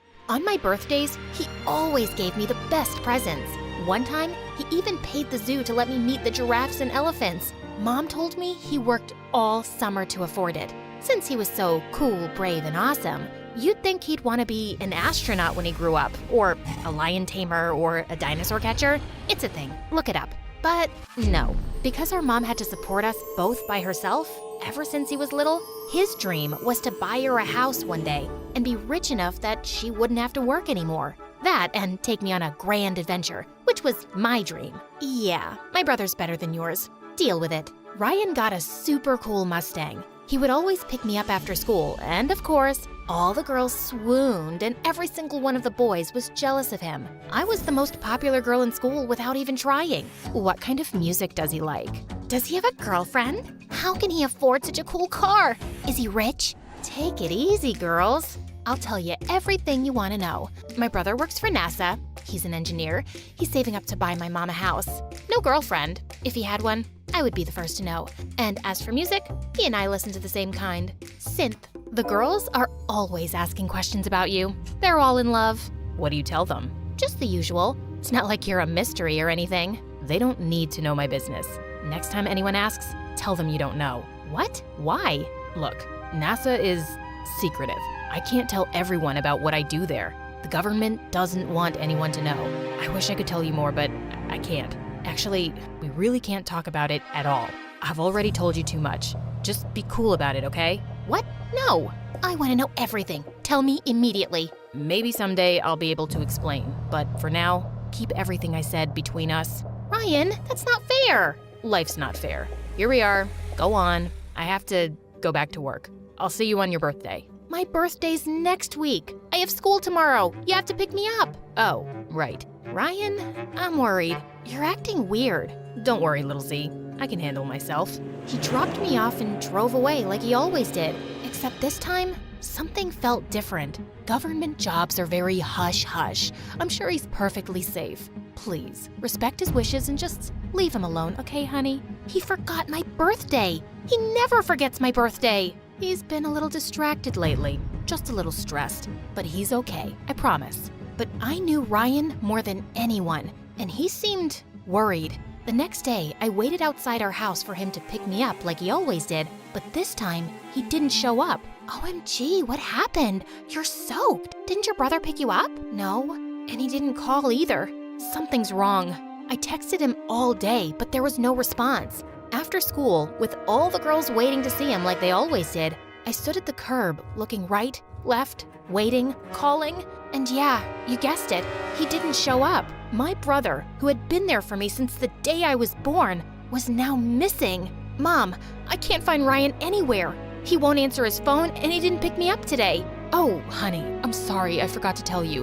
He texted last night and said his phone's dying. He'll be getting a new one soon, but he won't be able to reach us for a few days. Why didn't he tell me? He was acting strange yesterday in the car. Something is going on with him. What if they heard us? Who? The government. What if they listened to our conversation and now… Honey, you're just so used to him being around and now you're extra worried. This is probably the longest he's been away from you since he graduated college, isn't it? Well, yeah, but it's strange that he didn't text me when he texted you. And why didn't he pick me up? Maybe he had car trouble and couldn't call you. Don't worry. Your brother can take care of himself. He always has. Why wasn't Mom more worried? Everything felt wrong. Was I just being paranoid? She left in a hurry to go to work, and I was alone with my thoughts. Everything Mom said was true. But then again, he really was acting weird yesterday. And just because Mom got a text from his phone doesn't mean it was really him. I had to be sure. I rushed to the bus stop and went to the only place I knew I could get some answers, NASA. I would say he was an engineer, just like he told us, so they wouldn't suspect I knew anything more, which I guess I didn't really. I couldn't believe the giant space shuttle and huge NASA logo out front. This place was intense. At the front desk, I asked if I could speak to my brother. "What's his name, darling?" I told her and waited while she was on the phone. While she talked to the person on the other line, she looked at me as if there was something she didn't want me to know. "Sorry, sweetie. No one here has that name." That's when I saw two men in black suits and sunglasses at the end of the hall looking at me. Or were they looking at me? Maybe they were just waiting for someone. I didn't want to find out, so I hurried out of there. I had no idea what was going on. It didn't make sense. Unless they really didn't want anyone to know where he worked because he was part of some top secret mission. Without any other choice, I decided there was only one more place I could go to try to find him and find some answers. His apartment. I had only been there one time when I was about to move in a year ago, but I had written down the address. The building was super tall and fancy. I ran to the door and pressed the number to his unit. When an old woman answered, I asked if my brother lived there. thinking maybe she was the maid. No, he doesn't live here. Sorry. My head was spinning. What the heck was going on? I saw my brother almost every day since we were little. I knew him, didn't I? A black SUV parked right behind me on the curb. I couldn't see through the tinted windows. I ran. Just then, I got a text from Ryan. All it said was an address that I didn't recognize. I tried to call, but there was no answer. What if it wasn't really him? I could be walking right into a trap. I got on the bus and headed that way. I couldn't go to the police yet. I had nothing to report. But what if I was going into a trap? But he was my brother, my protector. I had to try. Whatever it was I was heading into, I had to be brave. The sun went down. The street of the address was dark and dirty. My mom would never let me come here alone. Then I found it, a broken down old motel. I climbed the steps and knocked on the door, my hands shaking. It opened, and I saw a beautiful young woman standing in front of me. Zelda, who are you? I'm May, your brother's girlfriend. Come in. I walked into the small room and saw Ryan sitting there, his head down like he was crying. I ran and hugged him. I'm so glad you're okay. I've been looking everywhere for you. What's going on? I went to your work, to your house. I lied, Z. I don't work for NASA, and I don't live in that nice apartment building. I've been living here. When I showed it to you, I was a real estate agent, but I was terrible and I got fired. Now, I work at a rental car place. The Mustang is theirs. My boss caught me using it last night and fired me. But why did you lie? I thought we were best friends. We are. I was ashamed. You always thought I was so cool. You looked up to me. I said I would buy Mom a house, and I can't even afford to pay my own rent. She has to help me. I wanted to still be that big brother for you, the one you looked up to. You are my big brother. Of course I still look up to you. You're my whole world. I don't care what you do for work. See, Ryan? Zelda, I told him you'd say that. He didn't want us to meet because he didn't want me to lie to you. But I'm glad you're here now. And I'm so sorry, but Zelda, we need your help. No, we can't ask her to do that. She could get caught. She could go to jail. That's when they told me what Ryan had done. I was in total shock. My brother was so angry at his boss when he was fired that before he left, he snuck into the office and stole money from the safe. You did what? I know, it was stupid. It was a mistake. The security guard is there now. He knows me. When they open tomorrow, they'll see the money's gone and your brother will be on the video. We only have until 7 a.m. before I go to jail and my life is ruined. My heart was pounding, my hands sweating. I couldn't believe this was happening. I know he said he was angry, but this? I don't understand. That's not you. Why did you do it? I wanted to pay back Mom for all the money she let me borrow. I'll go. I'll put it back. No, Zelda, if the security guard ever sees him, he'll be caught. If he sees you, he won't know who you are. You can run. But this is my mistake. I'll face the consequences myself. I wouldn't help you steal money, but we're not stealing it. We're putting it back. So I'll help you because you've always helped me. Yes, I knew it was dangerous. I knew I could get into serious trouble, but all he wanted to do now was make things right. He drew a map of the office and explained to me exactly how to get in and out. The problem, of course, was the guard, and the fact that he had been caught on tape, which meant I would have to delete it. I had no idea how, but he wrote it all down along with the combination to the safe on a piece of paper. Why not just send it to my phone? You can't take your phone. If they suspect you, they could use it to see that you were here. I'll call Mom and tell her you're sleeping here. So, my mom knew he'd been lying? That's why she wasn't worried. Here, the money is in this purse. Just pretend it's yours, and take my hoodie to cover your head. I left the apartment, following the directions he gave until finally, I was outside the office. The guard was outside the gate. There was no way around him. My first thought was to cause a distraction, but there was nothing anywhere. So I just walked right up to him. Sir, please, can you help me? What are you doing out here at night, miss? I forgot my phone in the car I rented. Everything I have is in there. Can it wait till tomorrow? I'm not supposed to let anyone... I can't. He took pity on me and let me in. He asked which car, and I pointed to a random one, getting ready to cry again when he didn't find it. And that's exactly what happened. Can I use the bathroom?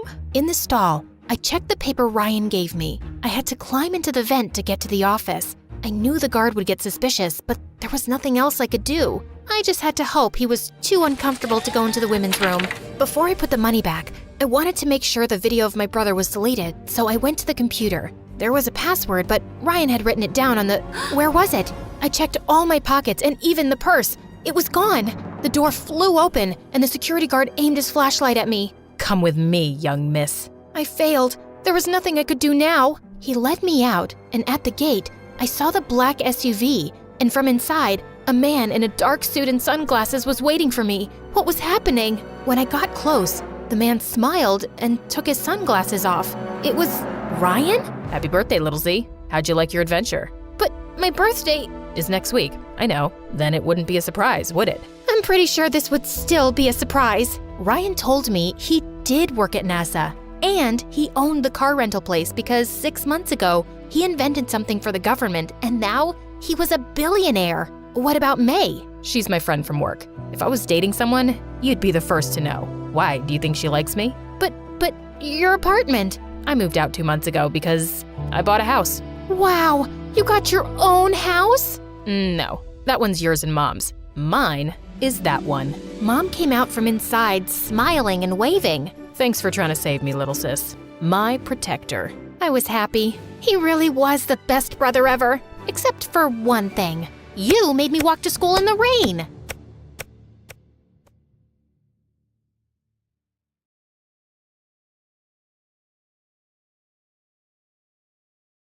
Hi, my name is Arya, and I'm from a very small village in India. I was born on a dark, stormy night on Friday the 13th, which isn't a big deal except when your parents are crazy superstitious. Instead of letting out my first cry, I made some spit bubbles and giggled. This child is weird. Why isn't she crying? Look at her devilish smile.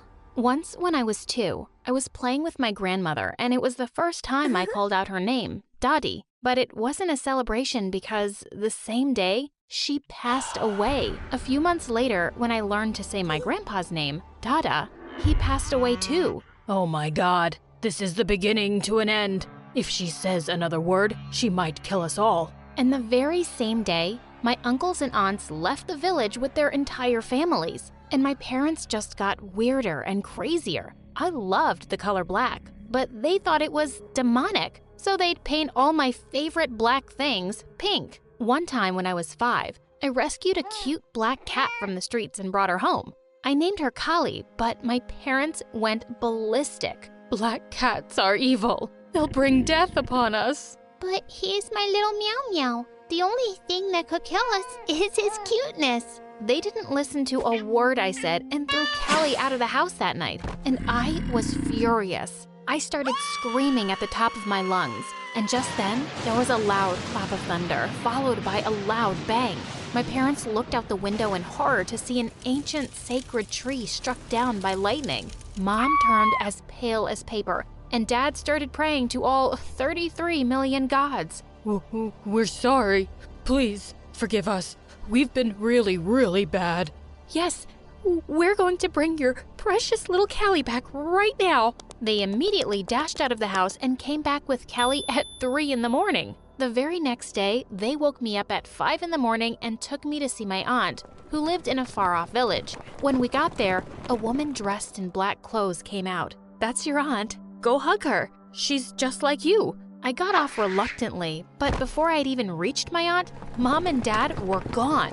They just left me there. I was about to burst into tears, but my aunt gently took my hand. And when I went inside, my jaw dropped. The entire house was full of black ornaments and decorations. This place was heaven. You don't have to worry about anything, love. I'll take care of you from now on. For days, I thought my parents would come back for me, but they never did. And I didn't even mind because, unlike them, my aunt adored me. She was a tarot card reader, but she never taught me any of it. Instead, she put me in school. When I went to school on the first day, I was in for a surprise. It was an empty piece of land with cows and buffaloes grazing there. Oh, I'm so sorry, darling.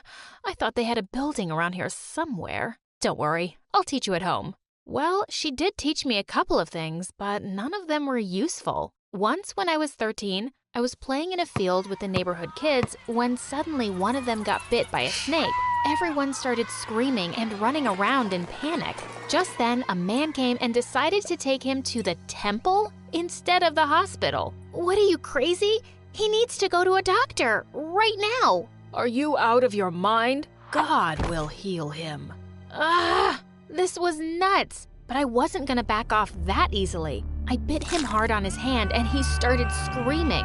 This girl is crazy. She bit me. She bit me.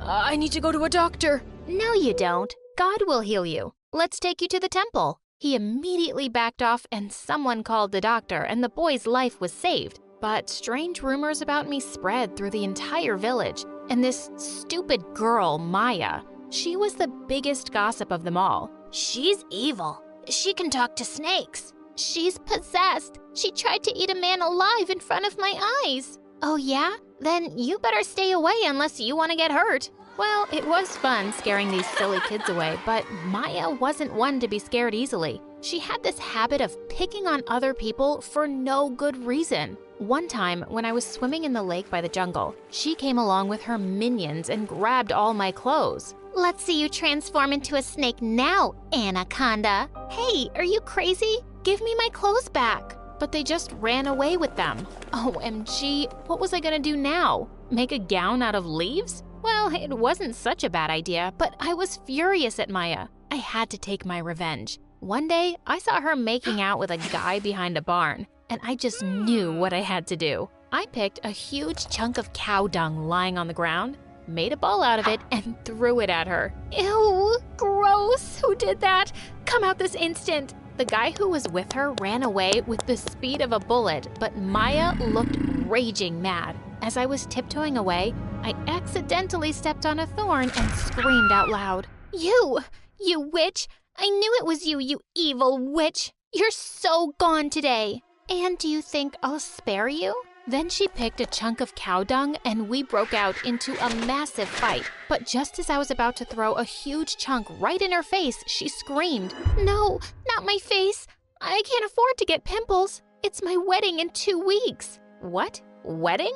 But she was just 14. For a second, I thought she was bluffing, but no, she was actually getting married. In fact, her parents were going crazy, boasting about her grand wedding all through the village. And Maya, she was getting all the attention she craved for. But this was crazy. She was just a kid. On the day of her engagement, my aunt took me to the party. When all the people left, I saw Maya crying all alone. Something was wrong. Maya, are you okay?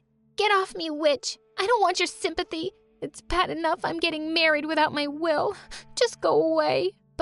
But you looked so happy, and you always tell everyone how excited you are. I lie, because I don't have an option. That's just how things are done here, okay? But a dummy like you would never understand. Go away, for God's sake. This was so wrong. Even though I didn't like her that much, there was no way I was gonna let it happen. I had to do something. So I decided I was gonna kidnap the groom and lock him up in a room. After all, it wasn't just about one girl.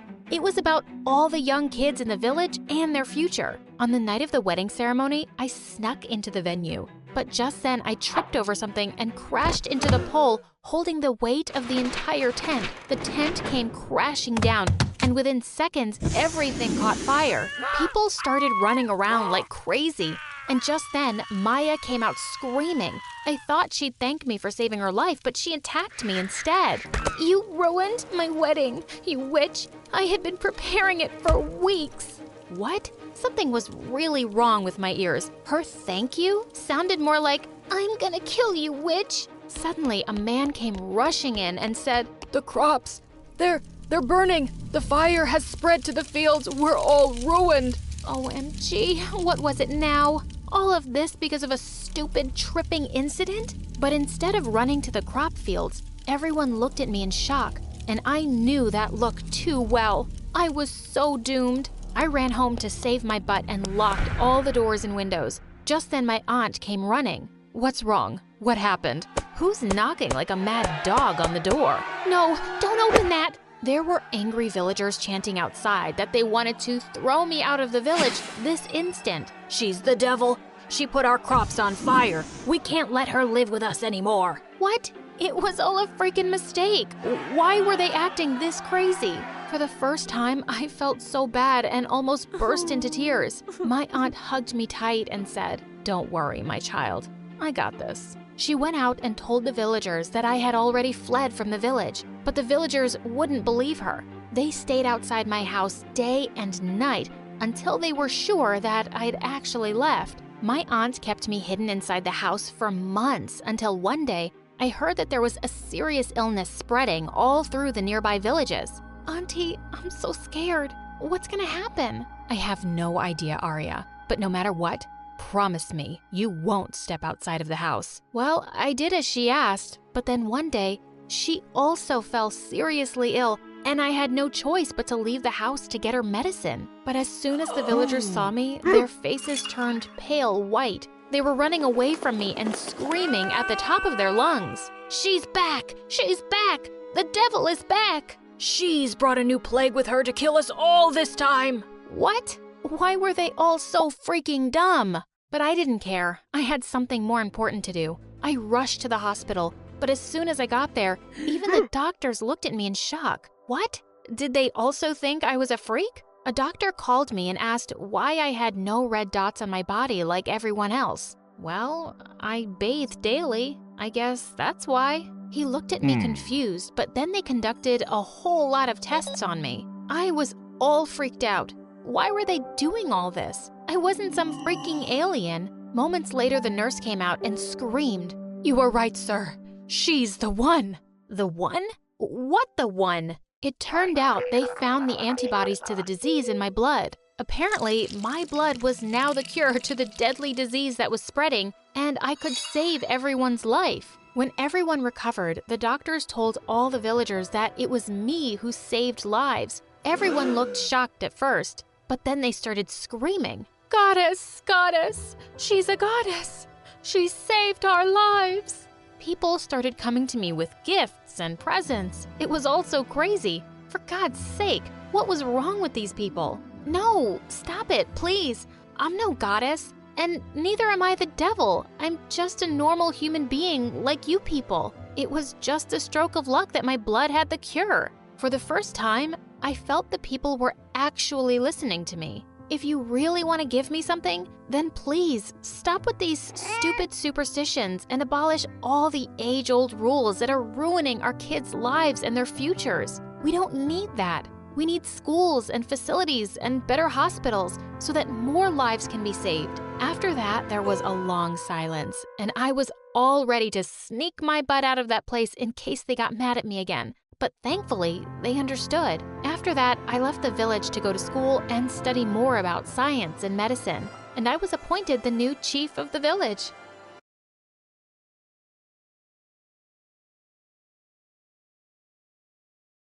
Hi, my name is Ava, also known as the Vampire Girl, and it's all because I had the meanest parents. But before I continue, please like and subscribe. I was born in a small town in Romania, and growing up, I realized that my parents were weirdos. For starters, they were always talking in whispers to each other, which was so annoying, and they never left the house. They wouldn't go out for work or even groceries. A box of supplies just mysteriously arrived every week. Every day, Dad would spend hours reading the newspaper and circling stuff on it with a red marker. Once when I was 4, I kept asking him to pour me cereal, but he kept ignoring me. So I leapt onto the table and put my foot in his bowl, spilling it all over his newspaper. And Dad went bonkers. Oh my God. Do you realize what you've done? You're such a nuisance. Here, take the whole box. Just leave me alone, you idiot.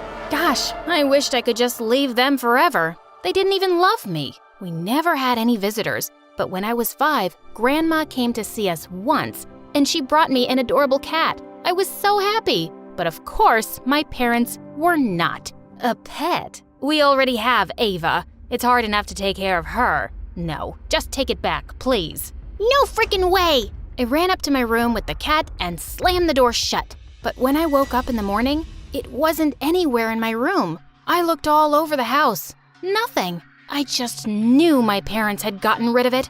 I screamed and cried, but they said they didn't know anything. Liars. Before they could stop me, I just ran out the front door. I was never going back. It was a really sunny day, and as I kept running, my skin suddenly started turning really red and itchy. I looked up at the scorching sun, and my whole body began to burn. Ah! I let out one huge scream and fainted. When I woke up, I was in my bed. Mom told me the doctor had been to see me, and he'd said I was perfectly fine. No, that's not true. I'm not fine. The doctor's dumb. The sun almost killed me. My parents said I was crazy, but I knew they were evil, and I wasn't gonna let them hurt me. So after that, I refused to let a single ray of sunlight touch my body, not even indoors. I covered myself from tip to toe, socks, Trek pants, hoodie, and a face mask. Only my eyes were visible. My parents almost fainted when they first saw me roaming around the house like a little ninja. The only time I removed my costume was when the sun was gone. I'd never go out during the day. I even insisted on being homeschooled. But by the time I was 13, my parents refused to homeschool me anymore. There's nothing wrong with you. Just go to school. It's been years since you last walked under the sun. It's because I'm allergic to the sun. You just want me to die? If you keep behaving this way, I swear I'll send you to your aunt's place in Norway. There's only sunlight there for 6 months. Gosh, they were unbelievable, and they thought I didn't know about their plan. Fine, but don't think I won't wear this costume to school. I will, and when people say you're weirdos for dressing me up like this, just know that you asked for it. I joined school in the 8th grade, and the minute I entered the classroom, everybody started laughing and whispering things like weirdo and freak. I ignored all of them and sat down quietly on the first empty seat. During lunch break, I stayed back in the classroom while everybody left, except for this one girl, Jessie. Ava, right? I'm just curious. Why are you dressed like a garbage bag? I'm allergic to the sun. It burns my skin. She started laughing and just left. Soon enough, I discovered she was the meanest girl around, and she'd pick on me every chance she got. Once she put a fart bag on my seat just as I was sitting down, and the farting sound had everyone howling with laughter. Another day, I solved a math problem on the board, and as I was returning to my seat, I slipped on some water and fell on the floor. That's where your place is anyway, weirdo. I ignored Jessie's stupid pranks, but one day, she went too far. I was standing under some shade and enjoying a baseball match when suddenly, Jessie came out of nowhere and dragged me into the sun. She started to pull my hoodie off, and I bit her hand really hard and ran away as she screamed. You crazy freak! Are you a vampire? And that's how I got my name, Vampire Girl. I could hear people calling me a monster, but I didn't care. At least the bullies were a little scared of me now. A few days later, the teacher introduced a new kid, Nick, to our class. His clothes were old and ragged, and I could see Jessie and her minions already laughing at him. They'd found their new target. I joined him in the cafeteria at lunch that day, and we started talking. I found out that he was the new janitor's son. He was really sweet and never even said I was crazy when I told him about my condition. I was so happy to have made a friend. But one day, as I was walking down the hallway, I found Jessie and her friend surrounding Nick. She spilled juice on the floor and said, Oops, you can clean this up, Nick. I mean, you'll grow up to be a janitor like your dad, right? Come on, just sit down and wipe it with your butt. Hey jerk, have you forgotten the last time I bit you? Stay away from Nick, or this time I'll do some serious damage. Jessie rolled her eyes at me, but when I leapt forward, she actually screamed and went running. Nick thanked me, and I always made sure to stick close to him after that. But then one day, Nick and I had just entered the classroom after recess when Jessie started screaming like crazy. OMG! My brand new iPhone! It's gone! Someone stole it! And then she pounced at Nick and grabbed him by his shirt. You must have done it, you beggar! You thief! Where is it? Hey, knock it off, you witch! You have no proof. Oh, I'll get the proof, girl. She snatched his bag and started throwing out all his things. I grabbed her hair and she turned around and attacked me. We got into a huge fight, and just then, the principal walked in. Jessie kept screaming that Nick had stolen her phone and it must be in his locker. Of course, the principal found nothing there, but Nick was left humiliated in front of everyone. He was silent the whole day, and I caught up with him after school. Hey, Nick, are you okay? Jessie is just terrible. I hate rich people. They always look down at us as if we aren't human. She called me a thief just because I'm poor? God, I just hate everyone. And he just walked away. He didn't come to school the next day, and his dad was nowhere to be seen either. A week passed, and there was still no sign of them. I felt worried, but I didn't know where he lived. But then I remembered Nick talking about how his dad also worked at a restaurant in the evening. So I decided to go talk to him. As I was walking down the street one night without my mask or hoodie, I saw a masked guy running towards me, and suddenly he started snatching my bag. As I tried to get away, I lunged at his face and pulled his mask off, and I nearly fell back in shock. It was Nick! But before I could say anything, he ran away. I just stood there in disbelief. Jessie was right all this time? He was a thief? I felt betrayed. Nick showed up at school 2 days later, but I just ignored him. But when he kept following me and asking me what was wrong, I suddenly lost it. You want to know what's wrong? I'll tell you. The girl you robbed the other night on the street? That was me. He looked horrified. You? That was you? I didn't know. I've never seen your face. What does it matter who it was? What matters is that you're a liar and thief, and to think that I fought for you. Suddenly, he started weeping like a baby. I didn't want to steal, Ava, but I just had no choice. My dad's in the hospital. We needed the money. I'm so sorry. I swear, I didn't steal Jessie's phone. I've never stolen anything until that night. He kept crying, and my heart went out to him.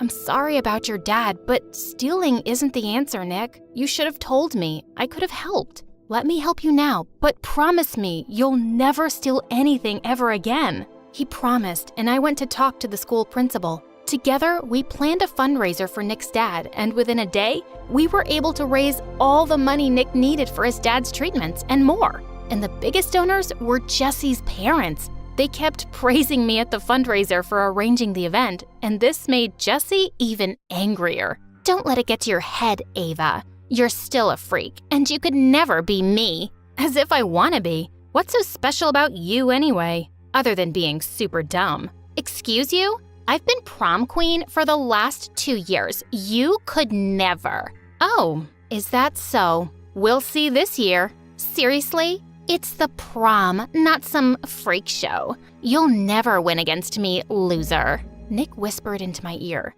Says the girl who's never seen your face. I bought a beautiful red dress for prom. Since it was at night, it was the first time anyone in school would be seeing me without my mask and hoodie. As soon as I entered the hall, I saw people turning around and asking each other who I was. Just then, Nick came to me and took my arm. Ava, you look beautiful. That's Ava? The vampire girl? I can't believe it was that face behind that mask all this time. She's gorgeous. Jessie looked furious when she saw everyone's attention was on me. And to my shock, I was actually voted as that year's prom queen. As I was being crowned, suddenly Jessie came charging at me on the stage, trying to rip the crown off my head. But then something strange happened. The bullies who used to pick on me saved me. They all stopped Jessie and took her away. Don't lay a finger on our prom queen. That was amazing. Things at school started getting better. Everyone was super nice to me now. Nick was tutoring kids after school, and his dad came back to work soon. Nobody paid any attention to Jessie and her gang anymore, and all they could do was give me death glares. But one day after gym class, I was quickly changing in the dark locker room when suddenly Jessie and her minions barged in. One of them quickly grabbed my hoodie, while the others grabbed me by my hands and legs and started carrying me outside. Oh my God, no! They dragged me out into the sun and pinned me to the ground. This is for stealing my limelight, you witch.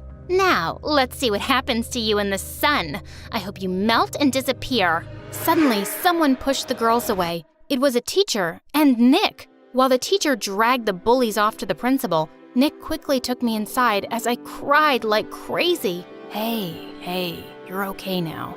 And your skin? It looks totally fine. It's not even red, Ava. Does it hurt or burn? I looked all over my arms and realized He was right. There were no rashes, and it didn't itch or burn at all. Was my condition gone for good? Or had it just been all in my head? When I went back home that day, my parents were shocked to see me. Ava, where's your hoodie and your mask? Mom, Dad, I was out in the sun, and nothing happened to me. Was I just crazy all this time? They hugged me tight and actually started to cry. Sweetheart, we tried to tell you it wasn't real. You just got a bad sunburn as a kid, and you let that fear get so big in your head. I just never believed you guys because, well, I always thought you hated me, and you wanted to be rid of me. You got rid of my cat. No, we didn't, honey. It just ran away, and we never hated you. When you were growing up, your mother and I were working as undercover government agents. It was a really stressful time for us, and I'm sorry we made you feel ignored. What? My parents were secret agents? That was the last thing I'd ever expected. But suddenly, their weird behavior made sense. I wish you'd told me sooner. All this time, I've been believing things that just weren't true. We're sorry, Ava. We should have been better parents to you. We love you so much. I love you too, guys.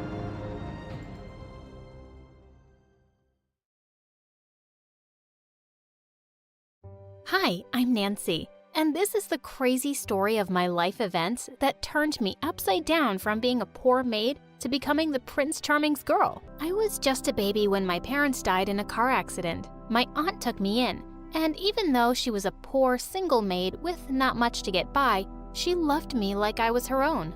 Once when I was 4, Aunt came home on Christmas Eve looking bone-tired. But when she took off her hat, I almost fell down in shock. Her long, beautiful hair was all gone.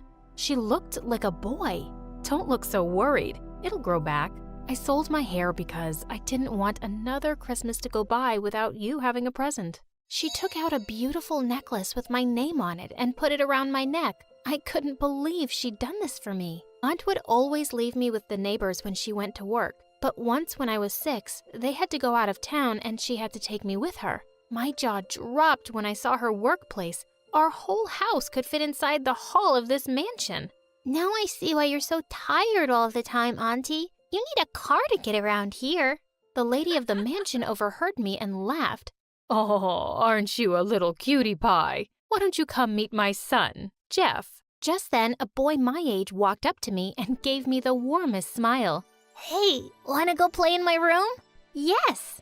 And that day was the day that changed my life forever. I met my best friend. I loved hanging out with him, and I begged my aunt to take me with her often. Soon enough, Jeff's mom arranged for his private tutor to teach me too, so now I had a reason to go every day. As I grew older, my aunt started paying more attention to my looks. One day, she came home with a bag full of cheap makeup. You're a pretty girl, Nancy. You have to always look perfect when you're hanging out with Madame's boy.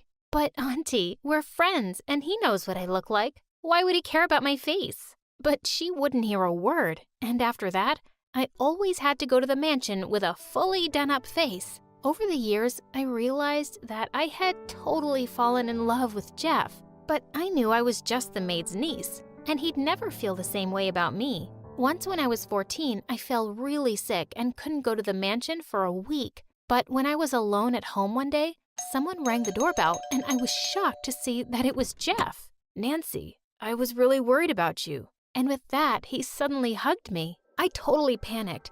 I pushed him aside and ran to my room.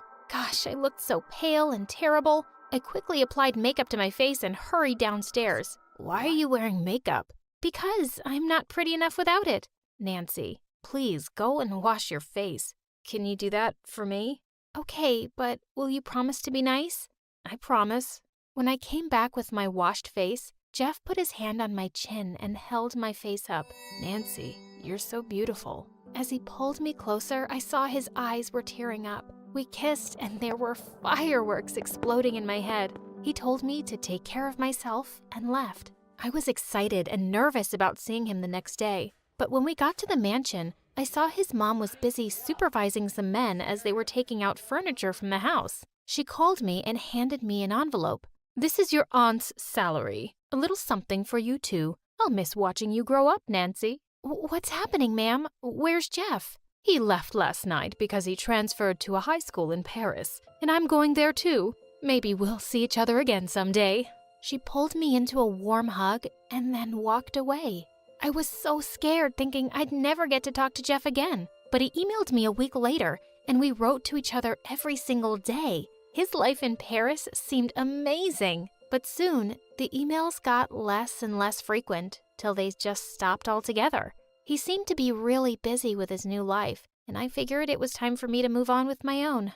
By the time I graduated from high school, I was working 2 jobs, as a cleaner at the mall and a librarian's assistant. One day when I got home, I found out that my aunt had broken her foot. I slipped at work and the doctor said I can't work for weeks.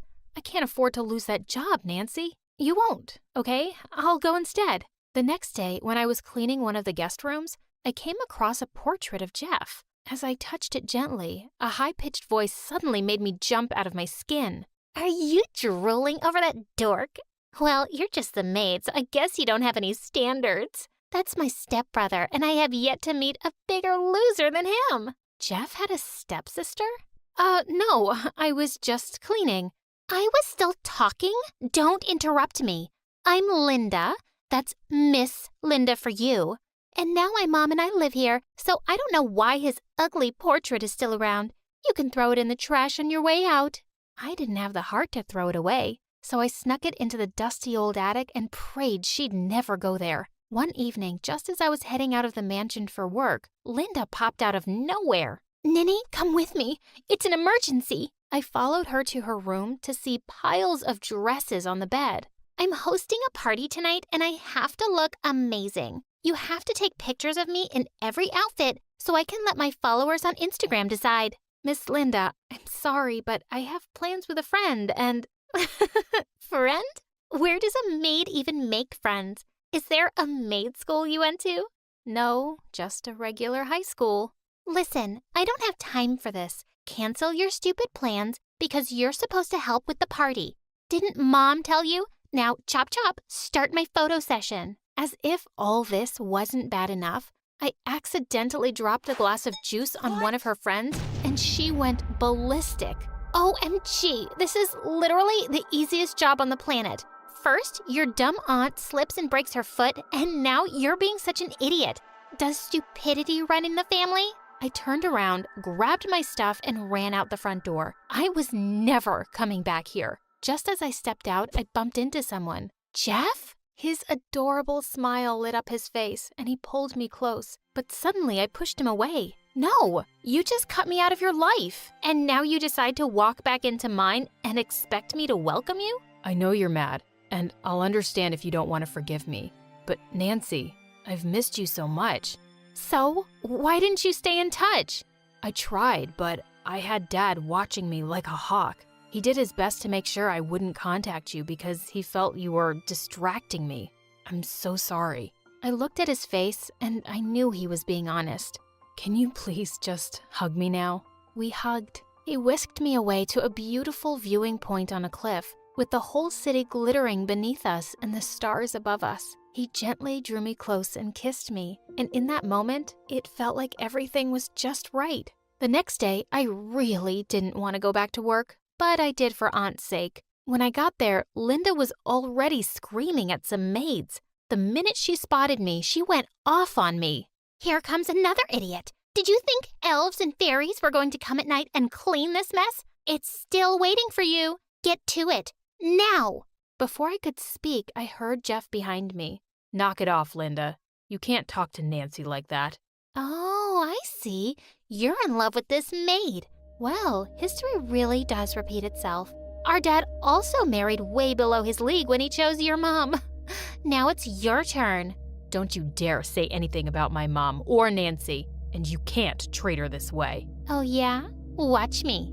And with that, she walked up to me and slapped me, and I just snapped. I pushed her to the ground, and just as I was about to punch her stupid face, Jeff pulled me away. Linda's mom came running at the commotion, and she fired me on the spot. I don't want you or your aunt to ever set foot in this house again. When I went home and told everything to Aunt, she burst into tears. Please don't be upset.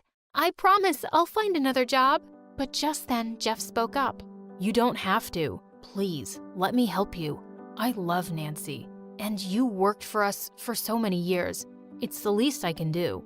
I tried to refuse, but Jeff just wouldn't take no for an answer, so I accepted his offer till I found some work. Soon after, I got into college and also started a part-time job. As much as I wanted him to stay, I knew Jeff had to go finish his studies in Paris. We kept in touch as much as possible, and some days I missed him enough to cry. On the day of my graduation, he didn't show up because he said his flight was delayed, and I felt really sad. But when I got home, I saw a brand new car outside, and Jeff hopped out of it. Suddenly, fireworks erupted in the sky, and Jeff took out a box from his pocket. Wait, what? He was going to propose? But when I opened it, I saw car keys inside. It's for you, babe.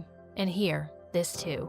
He handed me a letter, which was an offer to work at his dad's company. I squealed with joy and kissed him. Just a few weeks after I'd started working, I landed a big client for the company. Everyone gathered around in the conference room to congratulate me, and I rose from my seat. All those years when I was a maid, I could only dream of working in a place like this one. Some dreams really do come true, and I'm so grateful. Snap out of it, you idiot, because you don't belong here.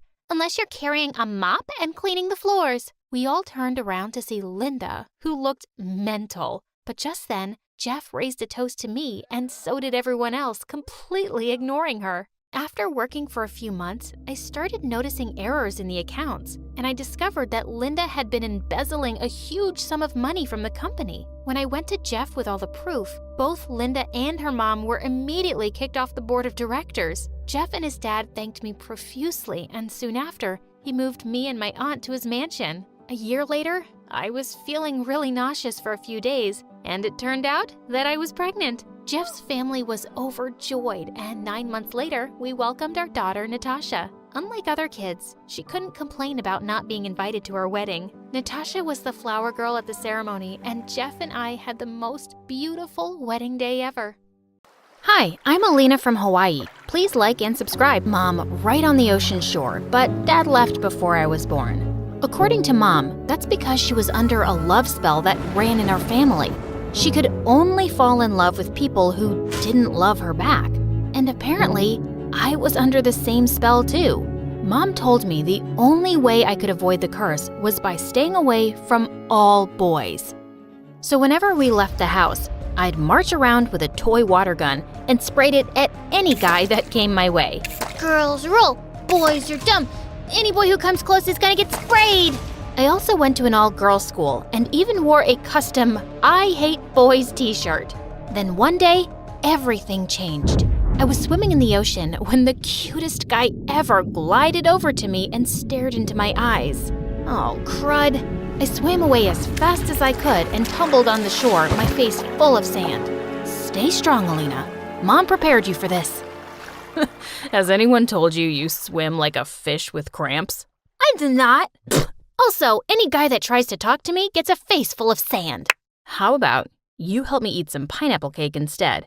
If you don't like it, you can go back to being mad. Pineapple cake was my weakness, so I agreed to sit with the guy for a picnic. I found out his name was Sage, and we got to know each other a bit. I told him all about my crazy life, my family's love curse, and how I wasn't supposed to talk to boys. A love curse? Your mom sounds like a nutcase. My mom isn't a nutcase. I don't know, she says it's been in my family for generations. I felt guilty for betraying Mom, but I was having fun with Sage and he didn't seem like a bad guy. So after that day, we secretly became friends. We either met at the beach or we'd go over to each other's houses when no one was home. Then 1 year later, Sage and I were sitting on my roof talking when I heard Mom get home. But when I went down to see her, I suddenly heard Sage yell, I could use a hand here. Who are you?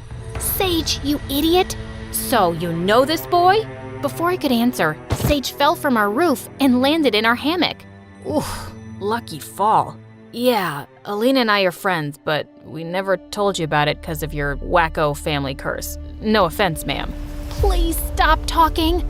Mom, it's not like that. Sage is a really cool guy. But Mom's face was red with anger, and she sent Sage home immediately. I was sure the whole thing would blow over, But a couple of days later, I saw that Sage had changed his number and deleted all of his social media accounts. And when I went to his house, I saw his family had moved out. Tears stung my eyes. I just knew Mom had sent him away.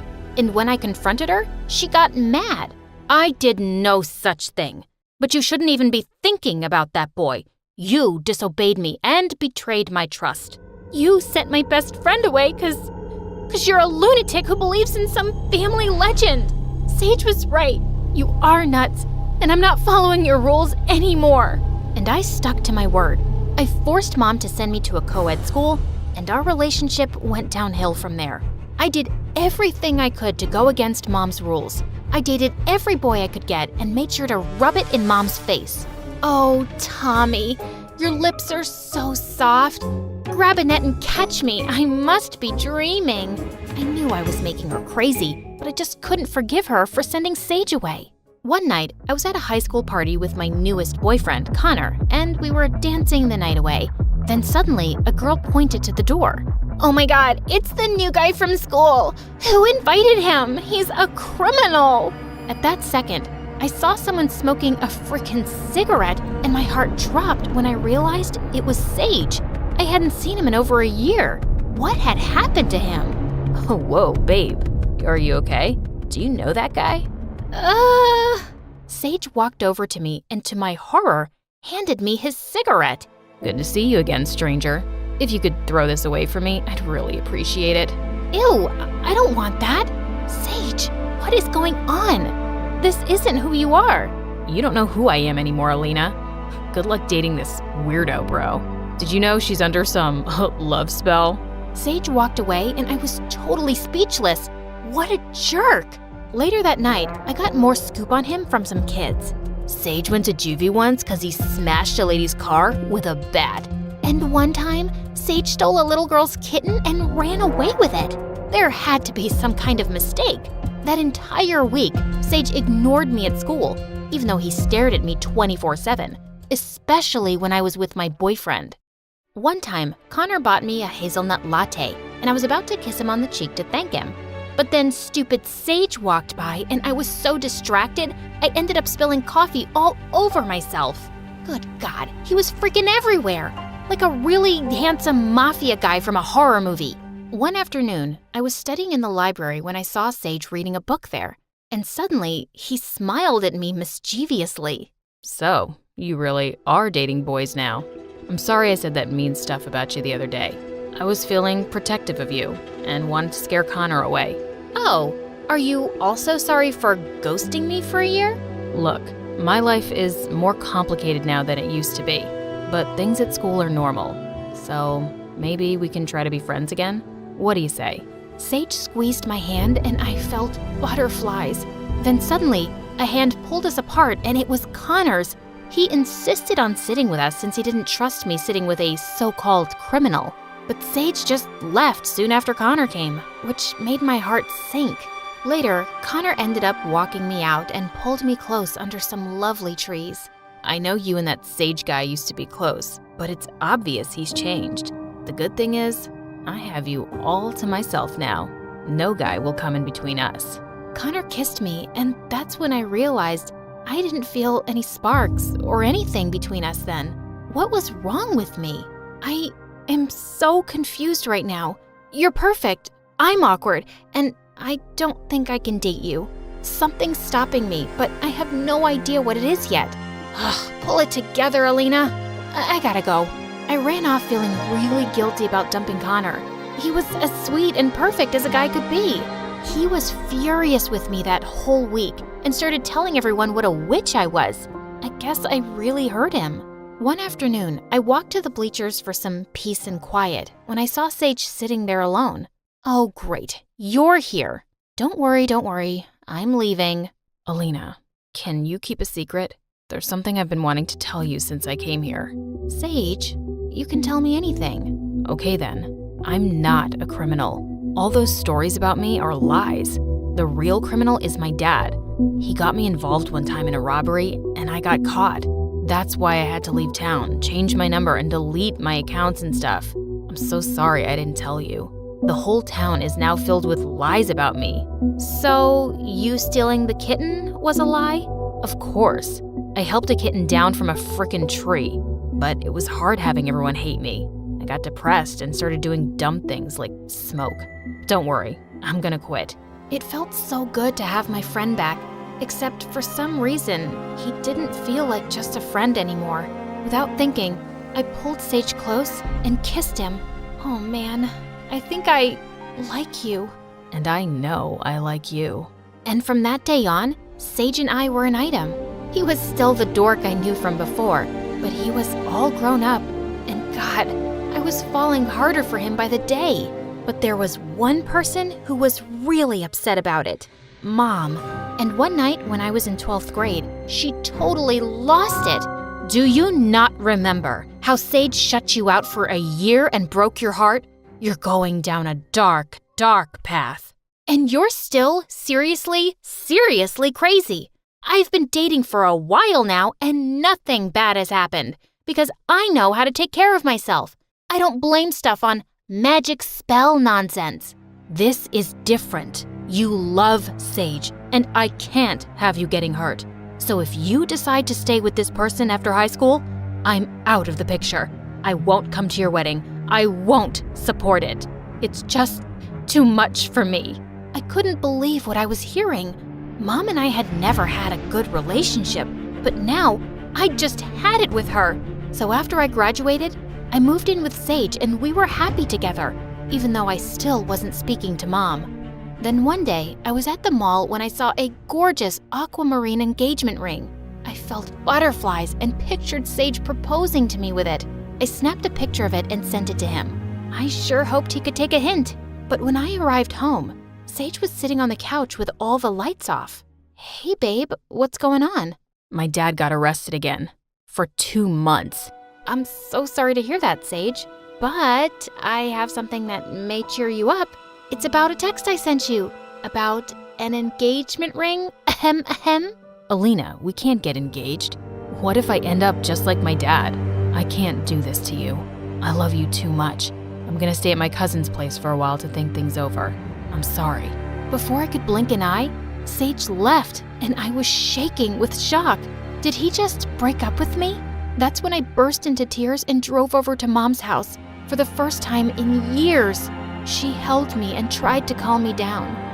I'm so sorry about everything. You were right. The curse is real, and I'm such an idiot for not believing you. I wish Sage and I had never even met. Oh, darling, don't say that. Listen, I'm very happy you came by. I want to apologize for everything. While you were away, I started dating someone who treated me like royalty, and I realized something. The curse was never real. It was all in our heads. Yeah, that's what I thought too. But Sage left, Mom, just like Dad left you.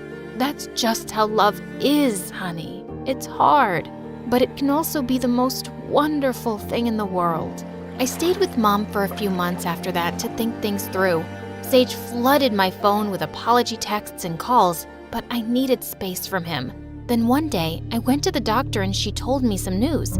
I was pregnant, except there was one problem. I didn't trust my boyfriend one bit to raise a kid with me. How many times do I have to tell you I'm sorry and that I won't leave you again? I was just upset about my dad and I got scared for a second. Well, how do I know you're not gonna get scared for a second time and leave again? I don't need you to help me raise this baby, so just leave, okay? But the truth was, I missed Sage more than anything. And 9 months later in the delivery room, I was still missing him. Then suddenly, Mom walked in with the nurses who were carrying my beautiful baby Michaela. And behind them was Sage. Oh my God, what are you doing here? I thought I told you to stay away. Alina, listen to me. My dad's out of the picture. I reported him and got him arrested after he confessed to more crimes. I don't want someone dangerous like that in my life anymore. I love you, and I want to raise our daughter together. I won't let anything or anyone get in the way of that. So, is that your way of saying you want to meet Michaela? Let me see that gorgeous face. Don't let your broken heart stay broken forever. because life is all about loving and letting yourself be loved.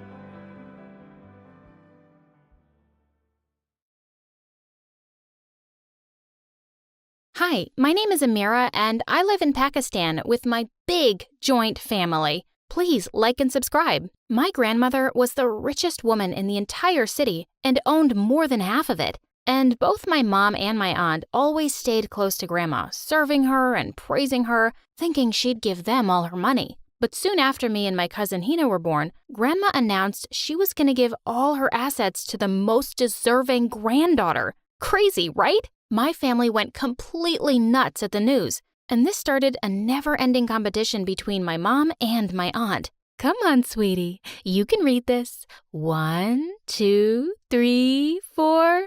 Say it. Oh, goo. Ugh, not a goo. 1, 2, 3. Yep, Mom would teach me how to read and write when I was just 1, so Grandma would think I'm a genius and pick me as her heir. But my aunt was doing no less. She started teaching Hina how to dance when she was just 2. Come on, you can pick up the beat. What are you doing? Teaching her to dance. But she can't even walk properly. For God's sake, leave the kids alone. Grandma would try to keep us safe from Mom's and Aunt's experiments, and despite their crazy competitiveness, Hina and I would play together all day long and loved each other to bits. Then once, when I was 8 years old, Mom put me into swimming classes to make me strong and graceful, but then something unpredictable happened. Soon after I got into the water, all of my body started to itch like crazy, and within minutes, it was covered with rashes and hives. Mommy, it's burning! Suddenly, all of the other kids started screaming. Oh God, it's a water demon! Get out of here! Mom came rushing to me and got me out of the water. Then she immediately took me to the hospital, where the doctors ran several tests on me and declared, "Your daughter has aquagenic urticaria. That means she's allergic to water. It's a rare condition, and there's no cure for it yet, but there are precautions." What? Water allergy? Is that even a real thing? Now what's next? Air allergy too? And she can't breathe? Mom went ballistic on the doctors and started smashing anything she could get her hands on. She was scary, and I was all freaked out. What was going to happen to me? I ran to her and hugged her. Mommy, please, calm down. But she wouldn't accept the fact that her only hope of becoming a billionaire was flawed now. We can't let anyone know about this, especially Hina and your witch aunt. Don't ever go near her again. But Mom, she's like my sister. We play together every day. Yeah, but not anymore. What if they discover your secret? I can't risk it. Mom sounded crazy and made me promise not to tell a single soul. Later, when we reached home, Hina came running to me, but Mom pulled me away and scolded her. Don't come any closer to my daughter. Stay away from her. Suddenly, Hina had tears in her eyes, but Mom just pulled me into my room. She was being so awful. Later at night, I sneaked into Hina's room through the window, but she pushed me away, saying, "Go away, Amira. You and your mom are horrible. And my mom told me to stay away from you too." What? No! I tried to explain to her, but she shut me out completely and didn't talk to me ever again. And over time, she turned into a completely different person. At school, she'd pick on the other kids and compete with me in every single thing, all because of Grandma's money. Once in the 6th grade, there was a musical competition and both me and Hina were participating, but she ran onto the stage during my performance and pushed me aside. Hey, loser. What, are you trying to make us sleep? Get out of here and watch this. She grabbed the guitar and almost burst all of our ears. Of course, I won the competition and she came in last. But when I reached home with my trophy, I saw my sitar was trashed. Why are you doing this? Have you gone crazy? This one win means nothing, Amira. I'll never let you win again. My grandma's money is mine. This was it. This madness had to stop. I didn't want any money after losing the people I loved. I went straight to Grandma and told her, "This has to stop, Grandma. I don't want any money." "Oh, sweetie, it's just a healthy competition. I'm sure by the time you're grown-ups, you'll be the best versions of yourselves." Well, years passed by, but that never happened. In fact, the competition between us grew even crazier. But thanks to my meds, my allergies stayed in check. Otherwise, Hina would have made my life miserable. One day in the 8th grade, I was walking into my drawing class when I accidentally slipped and all the paints in my hand landed on Hina's clothes. OMG! How dare you! This is a white cashmere coat. I'm so sorry. But before I could finish, she grabbed a jar of water and threw it right into my face.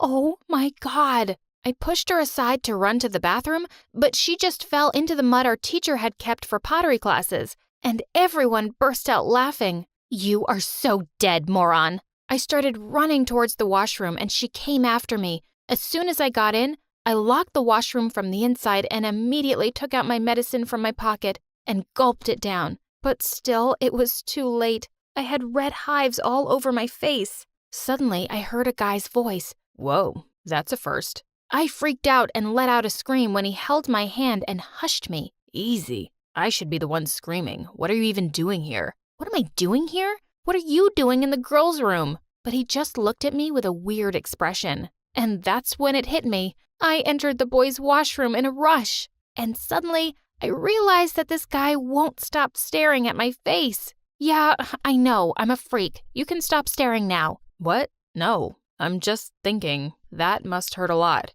Wow, no one ever put it that way. Normally, people would freak out and scream, but he looked at me so calmly. I told him how I was trying to save my butt from my evil cousin's sister, Hina. So he safely let me out through the windows and I ran back home. But I knew Hina wasn't going to let me off that easy. Up next, we had a big sports fest coming in the school and everyone was practicing in the field, including Hina. When she saw me coming, she ganged up on me with her minions. Oh, look, here comes the witch who vanished into the boys' washroom yesterday. How did you do it? Did you flush yourself out, Harry Potter?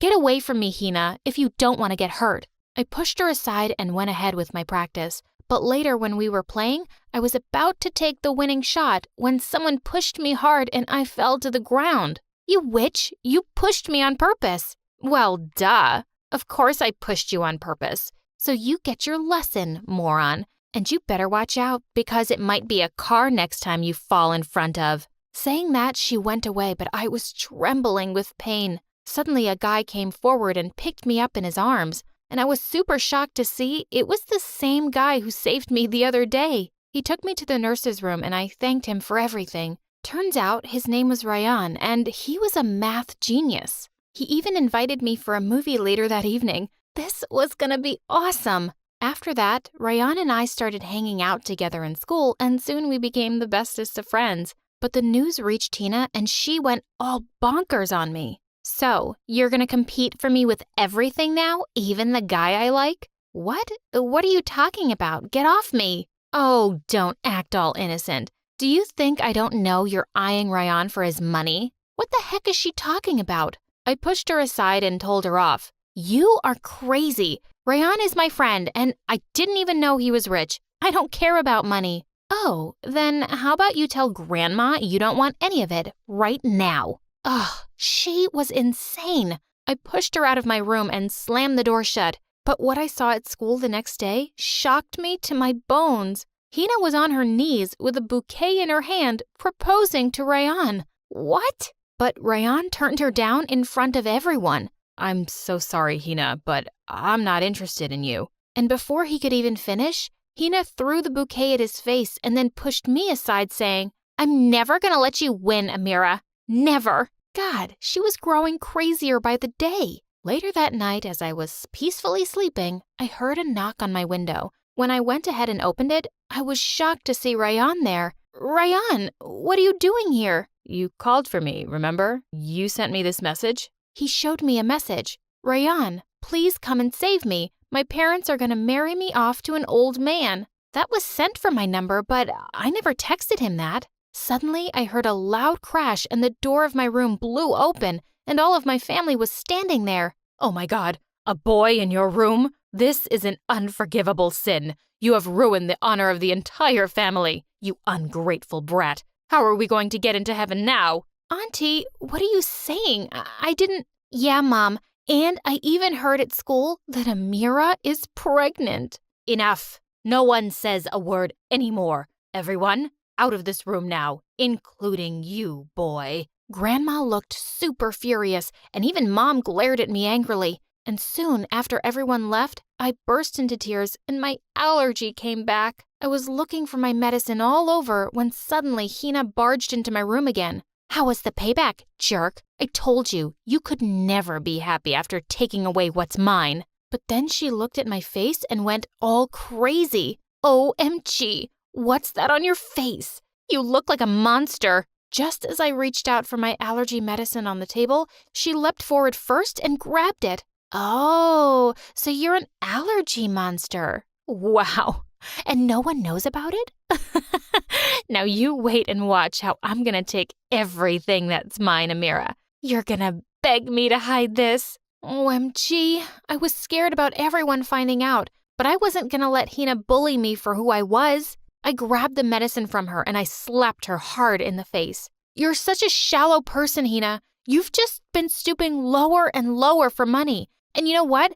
I'm going to tell everyone about my condition before you do, and then you can have all your money and everything you want. But you won't be able to change one fact, that you're a pathetic loser. I stormed out of the room to go and tell my grandma about my condition, but I was shocked to see her standing right outside the door. And before I could even say anything, she hugged me. Oh, my child, I'm so sorry you had to live like that amongst your own family because of my stupid plans. I thought they'd compete and work harder to be better people, but instead their greed turned them into animals, and you had to suffer because of that. Please forgive me, my baby. But Hina went ballistic.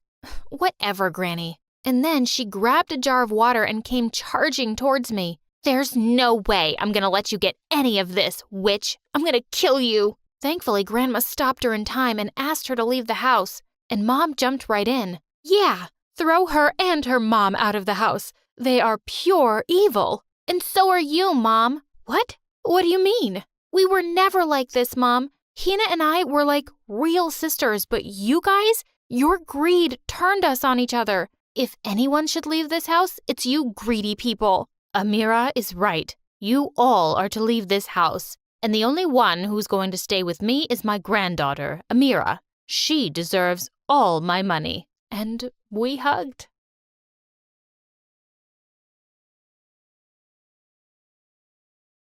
Hi, I'm Grace from Canada. Please like and subscribe. I was raised by my single dad, and he was the best parent anyone could ask for. He was a lawyer and worked long hours, but he was always there to make me breakfast, take me to school, and give me piggyback rides when we got home. Charge, my trusty horse. Giddy up, giddy up.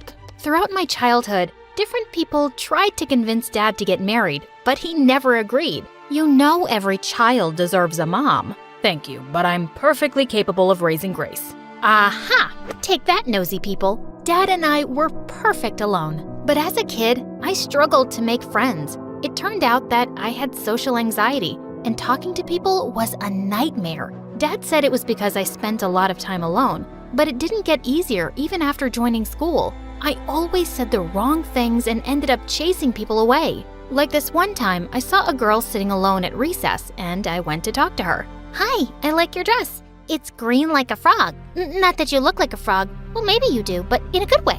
What a weirdo. After a while, I stopped trying and became the girl who was always alone and kinda invisible. But then I found company in my books, so it was no surprise that I was a genius at school. My life was really simple. I went to school, topped my grades, and then came home to watch movies with Dad. But when I turned 14, everything changed. One evening, we were halfway through dinner when I noticed that Dad was sweating nervously. OMG, was he having a heart attack? I pushed him down to the floor and began thumping his chest. Dad, you're gonna be fine. I won't let anything happen to you. I'm fine, Grace. I just wanted to tell you, I met someone. Her name is Angela, and I want to marry her. And the best part is, you get a brother and a sister. Wait, what? What are you talking about, Dad? You always said you didn't need any help raising me, so why now?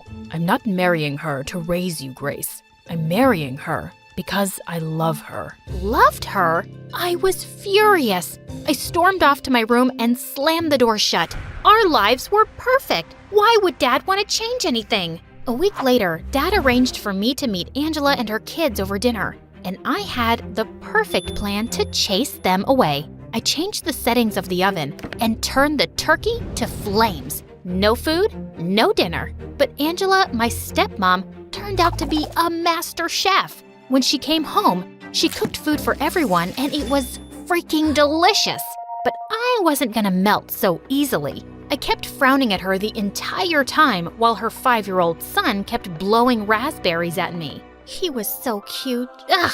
Focus, Grace! This is a really lovely home and I'm so happy to meet you. Well, sadly, I'm not. Grace, you will be nice to our guests. Apologize right now. I mumbled sorry under my breath and turned my focus to her daughter. Her name was Eva, and she kept going around and touching everything. Wow, what a big house, and what a shiny sculpture. Don't touch it. It's my dad's favorite and really valuable. Don't you mean our dad, sister? And listen to me carefully. Don't play with me. I'm warning you. What? She gave me the most evil smirk and rubbed her dirty hands all over the sculpture before she ran away smirking. After they left, I told Dad I didn't like Angela and her daughter, but he didn't listen. And a month later, they were married. At their wedding, I was the angriest guest ever, but Eva was happier than the bride. A day after the wedding, Dad came into my room and sat on the bed. I know this is hard for you, Grace, but I want you to promise that you'll try to like them. For me, okay? Dad had never asked me for anything before, and his request moved me. So I decided to chin up and try to love my new family. The same day Dad and Angela were supposed to leave for their honeymoon, Dad said their trip was canceled because the sitter they'd arranged wasn't available. And I took this chance to be supportive. I can handle everything here, Dad. You should go. I insisted. How hard could it be to take care of a 5-year-old? They agreed and left for the week. And Fred was great. But Eva was a witch. She refused to help and would litter all around the house, thus making me do all the chores by myself. Then one evening I looked out my window and saw Eva yelling at Fred. I rushed outside to his rescue. You idiot! How dare you put a bug on my bed? You can't even talk right, you weirdo. She was about to hit him when I came and stopped her. Stop it, Eva. Don't touch him. And don't speak to him like that. Back off. He's my brother, not yours. I'll speak to him any way I like. I knew what it felt like for someone to call you a weirdo, so I gave him a hug. You know, I don't think you're weird. In fact, you're the best 5-year-old I know. His face lit up and he happily skipped away. I already knew that I was gonna love him so much. And soon enough, he became my first friend ever. And that drove Eva mad. Fred, you know I'm your actual sister and not her. But Fred ran to me and climbed into my lap. Soon enough, our parents came home and Eva joined my school. She instantly became friends with the popular girls, and everyone wanted to be close to her. Eva, it's time to go. Ew, who are you? I'm Grace. We've been in the same class since the 1st grade. Wow, I really never noticed you before. What? All my life, these people made me feel invisible. And Eva walks in and suddenly she has a million friends? One weekend when our parents were away, I heard loud music coming from the backyard. I went to check and found Eva having a huge party in the garage. It seemed like half the school was there. What's going on? I'm having a meet and greet with my new friends. My dad would not like this. He'll only know if you tell. Just then I heard someone say, No way. Loser nerd girl is your sister. And that hurt so much. I'd spent so many birthdays alone because these people never came. But they were all here now. I hated that Eva had walked into my life and was living it better than I ever did. So I went to the main controller and I shut down the electricity. The music died and soon everyone left. And Eva came screaming at me. But just then our parents came back home. And when they saw the mess, Angela was pretty upset. How dare you have a party without asking? You are in trouble, young lady. I'm grounding you for a month. It's all right, Angela. She's just a kid. Ugh, I wish he knew. As soon as Dad took her side, Eva turned all smiles and Angela came to me. I wanted to thank you, Grace. You accepted us as a family and looked after both Eva and Fred. So I got you a present as a token of thanks. It was a beautiful gold necklace. She put it around my neck, and for the first time, I noticed how beautiful she was. Maybe she wasn't so bad after all. Hello, where's mine? You're not getting it anymore. I'll sell it and give the money to charity. Eva grew red with anger and she marched to her room.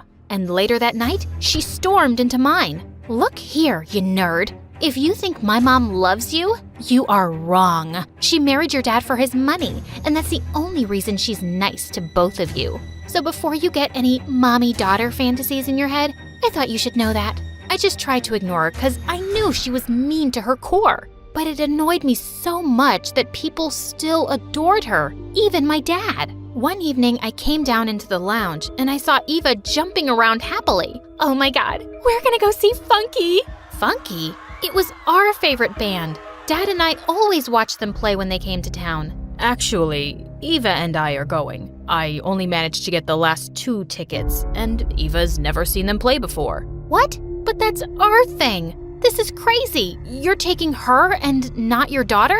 Come on. You've seen them a million times, and Eva is my daughter too. Stepdaughter? With that, I picked up a picture frame on the shelf and smashed it to pieces. Grace, I am so disappointed. I didn't raise you to be a brat. I didn't care. I was really angry at Dad. In fact, I was angry at all of them for changing my life. But it was hard to hate my stepmom. While Dad and Eva were at the concert, she took me shopping, and we did fun things I never did with Dad. One morning I overslept and I was in a hurry to get to school. I was struggling with my hair when she walked into the bathroom and helped me. There you go. You look beautiful. Thank you, Angela. Please, call me Mom. Mom. I imagined a perfect world where she really was my mom, but my thoughts were interrupted by Eva's voice. Mom, can you leave her ugly hair and help me with mine? Oh, honey, you guys are late. We don't have time for that. Eva went red with anger. Jeez. I was slowly getting used to having a new family, even though I still hated Eva. But then one day, it all came crashing down. I came home from school and went to say hello to Mom, but I stopped outside her room when I heard her speak. Darling, we'll leave as soon as we're done selling those sculptures and all the jewelry. I can't wait to get away from this man and his needy daughter. My heart broke. So Eva was right all along. Her mother didn't love me or even Dad. I immediately raced downstairs and saw that Dad's favorite sculpture was gone. Oh my God! I went out to the driveway and waited for Dad to get home. Dad, I told you these people are evil. I told him what I'd heard, and it made me so sad to see his heartbroken face. But when we went back inside, the sculpture was back in place. What? I couldn't believe it. And I could already see how disappointed Dad was in me. Wait, Dad, I'm not lying. I heard Angela myself. She's a thief. You think I stole something? I turned around to see Angela, Fred, and Eva standing behind me, looking shocked. But they weren't fooling me anymore. Just stop it. I heard you saying you'll sell Dad's sculptures and leave. You can stop pretending now. All I've ever done since I've come here is love you, but it seems like I'm wasting my time. She turned to Dad and said, I love you, but if your daughter hates me enough to make up lies about me, then maybe we shouldn't be together. I'm leaving. What? Leave? We can't leave. Can we all calm down and talk about this? But her mom had already stormed off, and Eva ran to her. I begged you to try and like them for me, but I guess that was too much to ask. Dad, I'm not lying. Stop it. You got what you wanted. Congratulations. It was the first time Dad had ever yelled at me, and then he walked out. Gracie, you really want us to go? I thought you were my sister. I cried as I hugged him tight and ran away to my room. As they left in their car, I watched them from my window and cried some more. After that, Dad didn't speak to me for a while. Our lives were back to normal, but everything was different. Dad was miserable, and so was I. I missed Fred and his mom. Why did they have to turn out to be such terrible people? One day I was in my room when I heard something. I looked outside, and it was Eva throwing stones at my window. I marched downstairs angrily to ask her what she wanted, but she held up her hand. Wait, let me speak first. I'm just here to fix things. My mom didn't do anything. I used a fake voice app to make up the thing you heard. What? Are you crazy? Why would you do that? Because I was jealous. I had Mom to myself for years, but then Fred came along, and then you, and she likes you better. It was like I kept getting pushed back and no one remembered me anymore. I didn't mean to break them up. I just wanted to hurt you and for you to kinda hate Mom. I'm sorry, okay? Please help me make our parents happy again. Weirdly enough, I sort of understood Eva. To be honest, I was jealous of you too. I didn't like sharing my dad, and all the things I found difficult came so easy to you. Next to you, I felt like a freak. Don't say that. You're the smartest person I know, and you may not have friends, but you have a brother and sister who care about you, if you still want them. I could feel tears rolling down my cheeks as we hugged, and I noticed for the first time that she smelled like flowers, just like Angela. Let's go tell our parents about the mess you made. My mom's gonna kill me. Don't worry, I'll save you.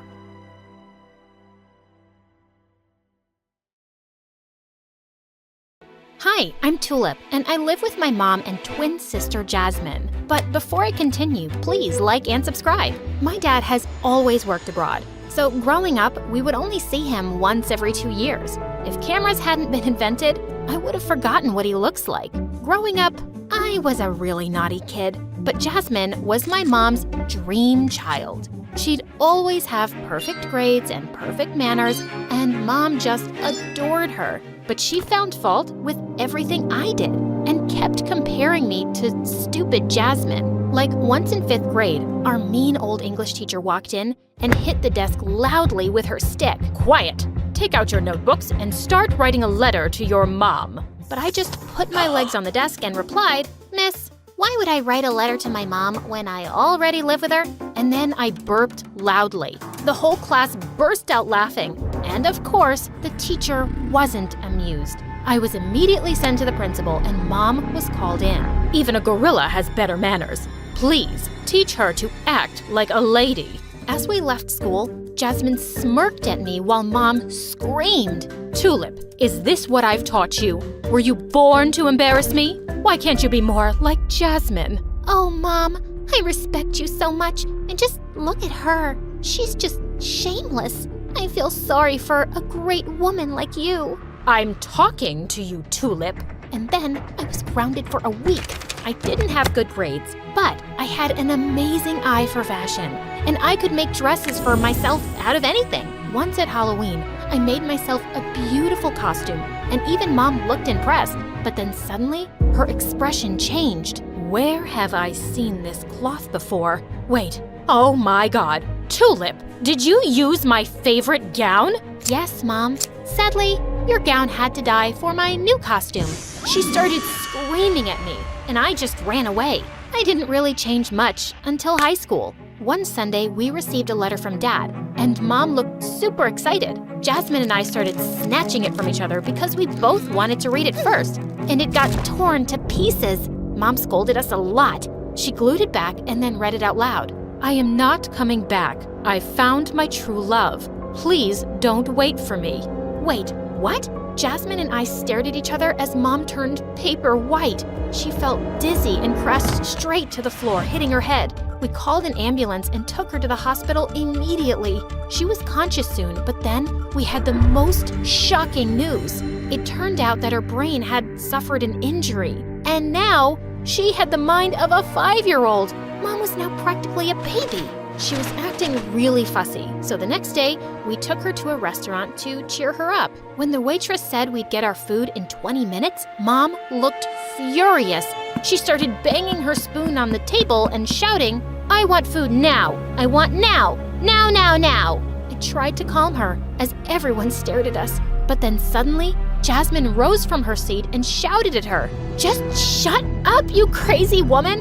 God, this is so embarrassing. I'm out of here. I was stunned. She stormed off, and as Mom's eyes filled with tears, I quickly hugged her. Mom, our food is almost here. You just have to count to 10. Come on, count with me. 1, 2, 3, and by the time we got to 10, thankfully our food arrived. I realized then how serious Mom's condition was, and I just had to grow up and take care of her the best I could. Jasmine took no interest in Mom, but I would drop her at her neighbor's when I went to school and pick her up on my way back. I started searching for stuff about Mom's illness on the internet, and the only possible cure was a head surgery that was super expensive. I vowed that I would work really hard so I could afford it for Mom one day. I started focusing on my studies, and within weeks, my grades were the highest in class, and all my teachers were praising me. This clearly made Jasmine jealous, because soon after I found her in the cafeteria with my biggest rival,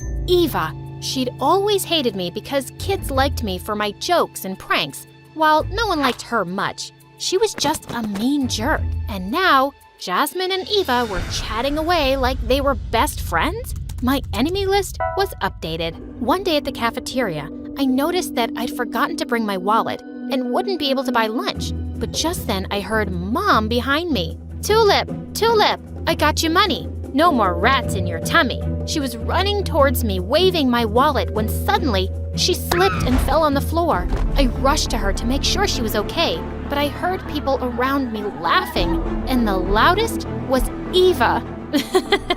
"Is that your mom? She looks like an idiot. Please hire a nanny for your stupid baby mom." Hearing that, Mom burst into tears, and I snapped. I pounced at Eva and pinned her down to the floor, twisting her arm behind her. "Say you're sorry to her. Say sorry now, or I'll really make you regret it." "Ow, okay.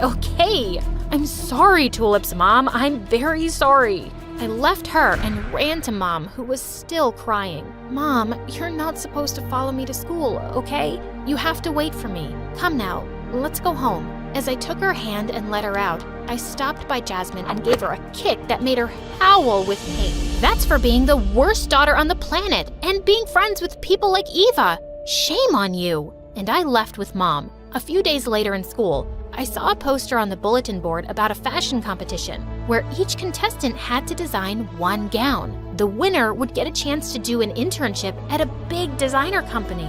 I immediately signed up for it, but just then, Eva pushed me aside and signed up too. Ugh, get lost, loser. Why would someone like you know about fashion? This competition is meant for beautiful girls like me. I really enjoyed beating your butt that day, Eva, and I'll make sure you're crying at the end of the competition too. I just walked away before she could reply. I'd show her. A couple of days later, as I was leaving school, I saw Jasmine and Eva from a distance, and they seemed to be having a huge fight. I just ignored them and went home. But later that evening, there was a knock on my door and Jasmine walked in, looking embarrassed. "What do you want?" Listen, I know you're really mad at me. I haven't handled Mom's situation well, and I was a coward for not standing up for her. But today, Eva made fun of her again, and I just lost it. I slapped her so hard, I don't think she'll ever mess with me again. Well, I'm just glad you've finally come to your senses. She's a mean, jealous brat. She could never be a good friend to anyone. I got up and hugged her, and when Jasmine saw I was working on my sample for the competition, she offered to help. I told her I wanted to make a really unique design that would help me win the competition, and she seemed super excited by my idea. We worked really hard on it day and night, and I was happy with the result. At the competition, everybody presented their designs one by one, but when Eva's turn came before mine, I saw that her sample looked exactly like the one I'd prepared with Jasmine. The two looked at me and gave me devilish smiles. Okay, so my sister was a poisonous snake who'd pretended to fight with Eva, and then stole my design and gave it to her. I climbed onto the stage with a defeated face, and just then, I took the cloth off my mannequin, and Eva's and Jasmine's jaws dropped. It wasn't the one I'd prepared with Jasmine, because I knew exactly what she was up to. My real sample was far more beautiful, and the judges looked really impressed. And when the results were announced, I was declared the winner. I was given some prize money and the internship. Oh, you look so happy, Tulip. Like you're some big designer now. You're just a big fool. An internship isn't gonna get you anywhere. The fashion business needs money. I have a filthy rich mom, and what does your mom have? Forget money. She doesn't even have a brain. Something really stinks, Eva, and I think it's you. I smell a really sore loser. Just then I saw Mom standing in a corner, clapping really hard. I pushed Eva aside and ran to her. Mom, how did you get here? I told you not to leave home without me. I wanted to see your shop. I wanted to buy one dress from you. See? I have $1. There's no shop, sweetie, but you can have this dress for free. You'll look like a princess in it. Come, we'll go home and try it on. Later that evening, I found Jasmine taking out some cash from Mom's drawers, but the minute she saw me, she stuffed it into her pocket, and I tried to take it away. What are you doing? Give that back. Ugh, you're such a what? A witch? Do I look like a witch? I might look like a witch, but I'm not one. Let me go. And she pushed me away really hard. I am gonna go live with Eva. She's rich and has a great business plan. Within a month, my money will be doubled and I will rule the fashion world. A crazy dumb mom and an ugly sister won't get me anywhere. So, you're taking $500 from here and after 1 month, you'll rule the fashion world? Take it and just go away. You're such a selfish moron. I pushed her aside really hard and stormed off. A few minutes later, I saw her leaving with her suitcases. Good riddance. My internship started after a week, and it was a great experience. But I realized Eva was right about one thing. Starting your own business isn't easy for people with no money. Then I got an idea. I bought a few used clothes and transformed them into beautiful pieces. I took pictures of them and went back with my portfolio to the bank for a loan.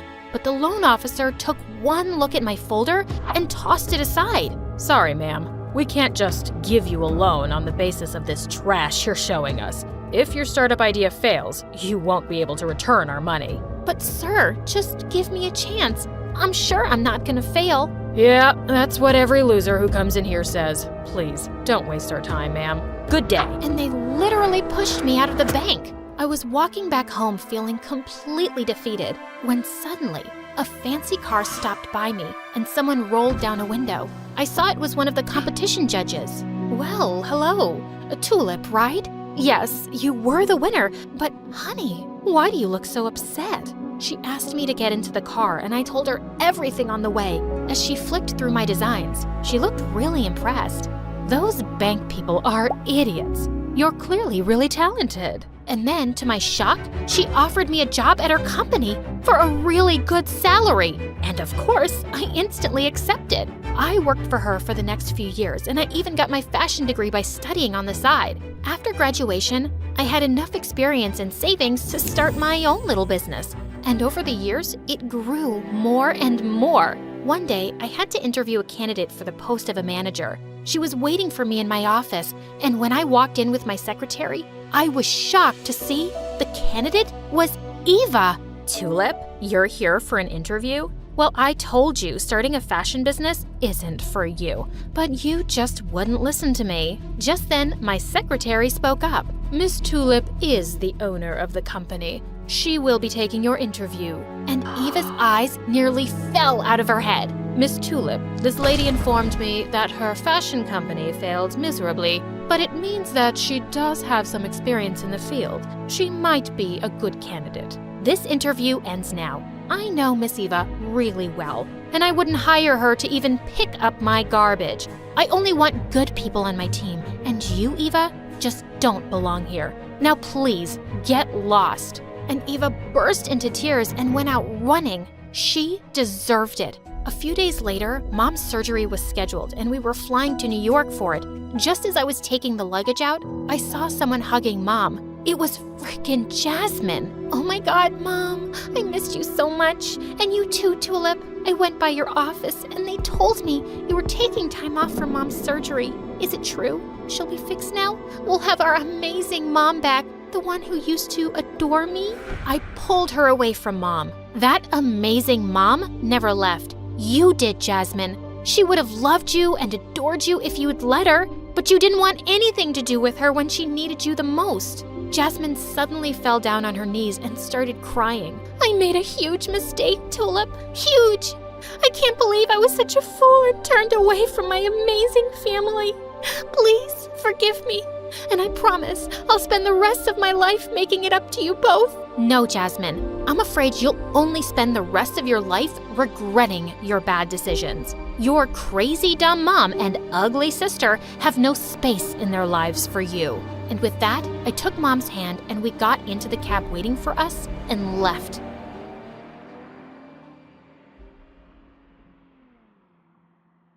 Hi, Hi, I'm Brianna from New York. Please like and subscribe. I was raised by my single dad who owned a multi-million-dollar company. Even though he was super busy, he always put me first, and I felt truly loved. He worked from home till I was 3, and then he hired the best nannies to take care of me while he was away. Life was good until one day, something really strange happened. I was 4 years old when one night, I saw Dad working really late and I decided to make him some hot chocolate. As I walked over to his desk, I suddenly tripped on the carpet and spilled it all over his laptop. Oh my God, Brianna, you fried my laptop. It has so much important stuff on it. Suddenly, I felt something happen to my face. I could feel my lips and nose and cheeks twitch uncontrollably. Dad noticed it and immediately took me to the doctor. She told us that face twitching was an involuntary condition, and it just happened to some people when they were stressed. There wasn't really any cure for it. When I turned 5, Dad enrolled me in the best school around.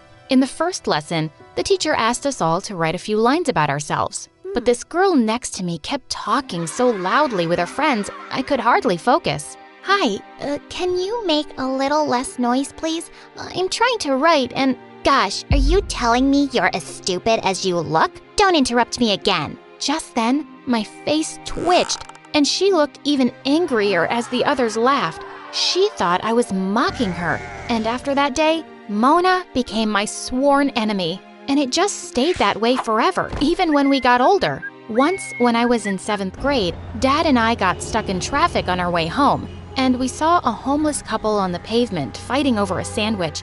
A boy my age was sitting near them with a basket of apples, and he came running towards us. "Sir, would you like to buy a pound of apples? It only costs $1, and with that, I'll buy dinner." Dad bought 5 pounds and gave him $200. The boy's face lit up and he skipped off happily. Poor kid. He should be in school, but his parents can't afford it. Dad, why don't we do that? Let's send him to school. Please? Can we? He smiled and nodded. A week later, Dad enrolled him in my school, and when the teacher introduced him to the class, I found out his name was Jack. He didn't seem to recognize me, and I never brought it up that I'd seen him before, or that my dad was the one who helped him. I didn't want him to feel embarrassed, but the rest of the kids were brutal, especially that Mona. Hey, Jack, why do you walk to school every day? Where's your car, man? Come on, guys, can't you see how poor he is? His pants are 2 sizes too small for him, and all he eats for lunch are apples. I wanted to punch her face, but Jack didn't even react and walked away. I asked Dad to get him new clothes, and the next day, Jack looked so much happier. One day at the end of class, the teacher asked Jack to collect everyone's assignments. As he was walking through the aisle, someone stuck a leg out and he tripped and landed hard on the floor. I rushed forward to help him, but Mona got there first and threw a whole bottle of ink on him. That was it. I grabbed her bag and threw everything out of the window. She screamed and pulled my hair. I turned around and slapped her face. As we wrestled, we went crashing into a poor kid's solar system project, sending planets flying everywhere. We both ended up in detention, but it was worth it. The next day, I saw Jack walking towards me in the hallway, and I felt nervous. It was the first time we'd be talking. As he got close, my face started twitching. He stopped and abruptly turned away. Oh no! Jack, please stop. I didn't mean to tease you. You just wrinkled your nose like I'm something disgusting. I thought you were different after what you did yesterday. Just let me explain, will you? I told him about my condition and his face softened. We started hanging out after that, and soon we became friends. Well, I started having a small crush on him. He was sweet and simple, unlike any of the other rich, hoity-toity boys I knew. A few days later at a park entrance, someone was selling lottery tickets and we both got a ticket each for fun. The results were posted online the next day, but Jack said he was too nervous to look. I laughed and took both tickets and started scrolling through the results. My eyes almost popped out when I saw some numbers. The winning one was mine. OMG, I'd just won the $10 million lottery. I didn't really need it, but this money could change Jack's life. So without another thought, I switched our tickets. Oh my God, Jack, you've won freaking $10 million. Can you believe this? He stared at me in shock, then started whooping and jumping around like a crazy monkey. It was the best moment of my life. I was so excited to meet him after the weekend, but as soon as I entered school, I spotted him in a corner surrounded by some kids, including Mona. Gosh, couldn't they just leave him alone? I rushed forward and shouted, "Just knock it off and stop bullying." No, Brianna, relax. They're my friends. I stared at him in disbelief. Friends? These guys? Turns out, Jack was on the local news for being the lottery winner, and now everyone in school was suddenly his friend. Kids were swarming over to our table at lunch and nearly knocked me off trying to sit closer to him. Everyone wanted to know what he'd do with his millions. And well, he was spending them.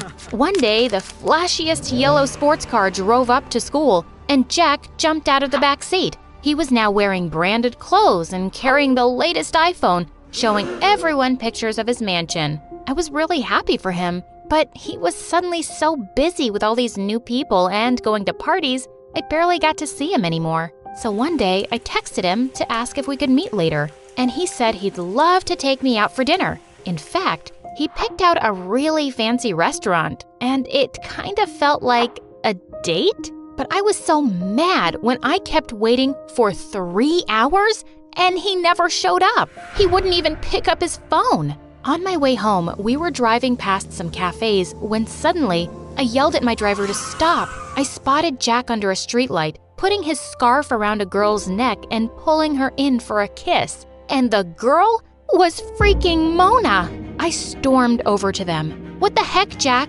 You stood me up for dinner, and what are you doing with her?" "He's kissing me, twitchy face, because I'm his girlfriend." "His what?" "Jack, are you crazy?" Gosh, Brianna, I totally forgot about dinner. And no, I'm not crazy. Mona has apologized for everything to me, and she's actually really sweet. "No, she's not, Jack. Can't you see she's suddenly into you because you're rich? That's why all those other people are your friends too." What's your problem, Brianna? Why can't you just be happy for me? Does it bother you that I'm not your poor friend anymore? The one you can feel sorry for and take care of? You just can't stand that I'm as rich as you now. I can't believe you just said that. And suddenly, my face started twitching horribly. God, I hate when your face does that. It's so annoying. I snapped and slapped him across the face. "I don't even know who you are anymore." And with that, I ran back to my car with angry tears down my face. I was heartbroken, and I told Dad everything that had happened that night. I'm so sorry, sweetheart, and I'm sad to hear Jack's turned out this way. He'll soon realize he's lost the best friend he ever had. Well, it didn't look like it would be anytime soon, because he and Mona were now the hottest new couple in school. I could hardly stand to look at those two. But thankfully, the next few weeks, I was too busy working with my science club members to see much of them. Some professors from Harvard were coming to judge our projects, and we had a chance of winning a spot in a super exclusive summer program. When it was my turn to speak out at our presentation, I started off really confident. But just then, I spotted Mona and Jack in the auditorium pointing and making faces at me. I tried to focus, but I felt so flustered. My face started twitching and I forgot all my words. I turned to leave and I tripped and crashed straight into our project. As I saw Mona and Jack laughing from the corner of my eye, I picked myself up and ran away from there. I couldn't believe my best friend had become a spiteful jerk, ruining everything for me. I just never spoke to him again. A few days before the end of high school, I was walking past the principal's office when I saw Jack inside. What's happened to you this past year? You've ignored all my warnings and now you've failed 3 subjects. You're not graduating high school. You'll have to repeat a year. What? Come on. Surely we can find another solution. How about I pay you 10 grand and you make my bad grades go away? Get out of my office, Jack. I quickly walked off before he could see me. He was so smart, but he'd just been wasting his time over stupid things. And Mona publicly dumped him the same day when she found out because she said she didn't want to be with a loser anymore. I graduated high school with flying colors, and of course, Dad came to attend. Oh, hello, sir. I wasn't expecting to see you here. Well, I was hoping to see you graduate along with my daughter, Jack. Your daughter? What's her name? Brianna. What? Brianna is your daughter? Yes. In fact, she's the one who insisted I send you to school all those years ago. You have a lot to thank her for, son. including that lottery ticket you think you won. I was gathering my stuff from the locker when suddenly I found Jack standing behind me. What do you want? Brianna, I know what you did. What kind of crazy person gives away $10 million? What? How do you know that? It doesn't matter. Just tell me, why did you do that for me? Jack, when I saw you as a kid on the roadside, it broke my heart to think you didn't get as lucky as me to be born to rich parents. That lottery ticket was also just dumb luck. I didn't do anything to deserve it, but I really believed you deserved a better life. I still believe that, and I don't regret giving you the money at all. I can't believe I was such a terrible jerk to the best person in my life. I'm really, really sorry. I don't deserve your forgiveness or your friendship, and I won't ever bother you again. Goodbye, Brianna. I hope you have a wonderful life. He walked away, and I had a lump in my throat as I watched him leave. A few years later at university, I was studying in the library one evening when I realized it was quite late. As I was walking back to my apartment, I suddenly felt like I was being followed. I looked around to find 2 masked men right behind me. I tried to run, but they caught up instantly, and one of them snatched my bag as the other pushed me to the ground. Just then, someone came out of the shadows and punched one of them. To my shock, I saw it was Jack.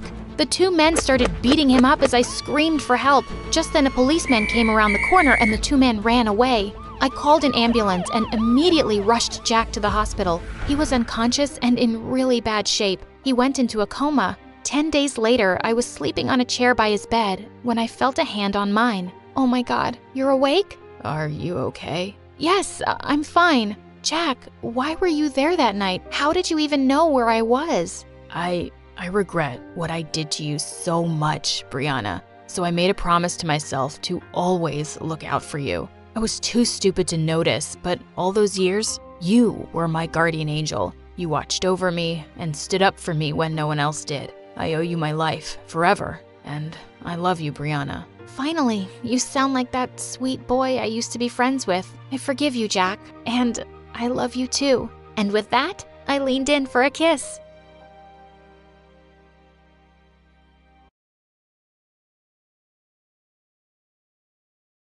Hello, my name is Jill. Before I tell you my story, please like and subscribe. If you do, you'll see a double rainbow outside your window right now. I was born to A-list celebrities. Dad was a famous singer and music producer, while my mom was a top actress and model. My parents loved staying in the spotlight, but I hated it. When I was 5, they took me to an amusement park for my birthday. We were always surrounded by bodyguards, but that day, I requested them to wear some hats and spend some time alone with me. And they did exactly that. But sadly, their disguise didn't work. Barbara, John, one picture with your daughter. Look here, please, one shot. Mom! Dad! In order to avoid the crazy cameras, I bolted in the other direction and got separated from my parents. It took them hours to find me. After that day, I avoided going out in the public eye, and soon my parents decided to send me to a quiet town called Cyprus, where no one would recognize me. I stayed there with my aunt, who was an angel, and life went back to normal. Well, it was almost normal, except for my weird neighbor Daniel. He was a total bully and would find the weirdest ways to pick on me. Stop, Daniel! Give me back my books! Nope, not gonna happen. You're gonna have to jump higher than that. Short pants. I threw a shoe at him and it went flying past him, hitting May, my best friend and partner in crime. She was the only one who knew about my family, and together, we would always overpower Daniel. He hated that. Daniel, cut it out, or I'm telling your mom if you keep doing that. May and I were tight as a wolf pack. She was my biggest cheerleader, and growing up with her, I made some of my best school memories. Even when I became the student body president, she remained my #1 person. As for Daniel, he just got more annoying over the years. On the first day of senior year, I was happily welcomed by May at my locker. Hey, bestie. How was your summer trip to Paris? Shh, don't say it too loud. I don't want other people to hear and get suspicious. Right, sorry. I wouldn't want people finding out you're a prodigy daughter of top celebrities. Absolutely not. That would be the worst thing that could happen to me. I would have to move again, and I like this place, so I don't want to leave. Oh no, I don't want you to leave either. It would make me so sad. May and I laughed about it while walking down the hallway when the book in my hand suddenly got snatched. Daniel, I was beginning to wonder if Satan called you back. Wow, sarcasm. Did you learn that from this book? Oh, no, wait. It's a love story? Ugh, are you gonna try and put a spell on me to make me fall in love with you? You wish. Now give that back. Okay, I'll give it back on one condition. Not again, Daniel. That's my aunt's book. I really don't want you playing around with it. I won't, if you promise to meet me after school in the library. Fine, whatever. Please don't make this lamer than it already is. The day finally passed, and May and I headed to the library. But as we entered, all the lights were switched off, and I just knew it was just another dumb prank Daniel was playing on me. Furiously, I turned to May, who looked equally annoyed. May, will you just head home first? I need to end this once and for all with him. What do you plan on doing? Oh, don't worry. He's gonna get everything he's given me, tenfold. Okay, call me if you need me. I'll finish him off for you. May went home, but just as I reached the school hallway, I saw Daniel standing with my book in his hand. As he turned around slowly, I noticed that he wasn't so bad to look at. Almost too handsome. It made me gag in my head when it crossed my mind, and I snapped back to reality. But Daniel had already noticed me drooling. That look on your face says you fell for me. If I had to choose between kissing you or kissing a worm, I would pick the worm. Who said anything about kissing? Or was that something you were thinking about? Whatever. Let's just get to the point. Just give me my book so I can leave. What's the rush? You haven't heard my condition yet. What do you want from me? I don't want to keep going in circles with you. Just then, Daniel pulled a picture out of his pocket that made my jaw drop. It was a picture of me with my parents, smiling away into the camera. Where did you get this? That's the wrong question. You should ask, what do I think about this picture? And what am I gonna do with it? What is it that you want? Money? An autograph? Fame? Whoa. Nothing of the sort. I just simply wanted to know if it was true. Are you really the daughter of these A-list celebrities? Yes, I am.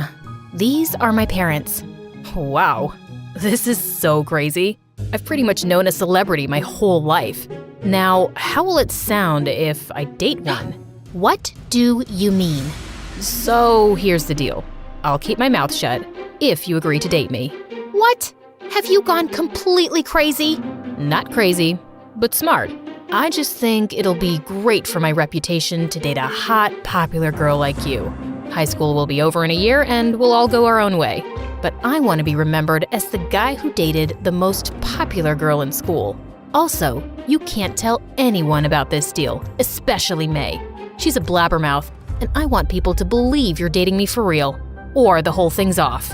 I just stared at Daniel as he went on and on about his ridiculous idea. Dating him would be like social suicide since he was the most hated guy in school, thanks to his crazy pranks. But what choice did I have? Fine, but it's only for 3 months. I can't date you the whole school year because you're afraid you'll end up falling in love with me? Oh, shut up. For the next 3 months, Daniel became my fake boyfriend. We went on dates together to the movies and to the park for picnics, and I even met his family. He would pick me up from home and we'd go to school together, and he would drop me off at home after. The weirdest part was that while we hung out and we were talking to each other more, I started to notice that he was a lot nicer and sweeter than I thought. Why do you hide your identity? I just want to live a normal life. I hate being the center of attention. Thankfully, my parents agree. Dating Daniel wasn't bad at all. But the one sad thing was that May hated our relationship. I wanted to tell her about the deal, but I remembered Daniel's warning about not telling anyone, especially her, and I couldn't risk it. Jill, this is crazy. How could you date him? He's a total bully. Have you forgotten how he made our lives hell? I know, but I've come to realize that he's a nice guy, and he likes me too. So this way, he's off our backs now and not teasing us anymore. That's a good thing, right?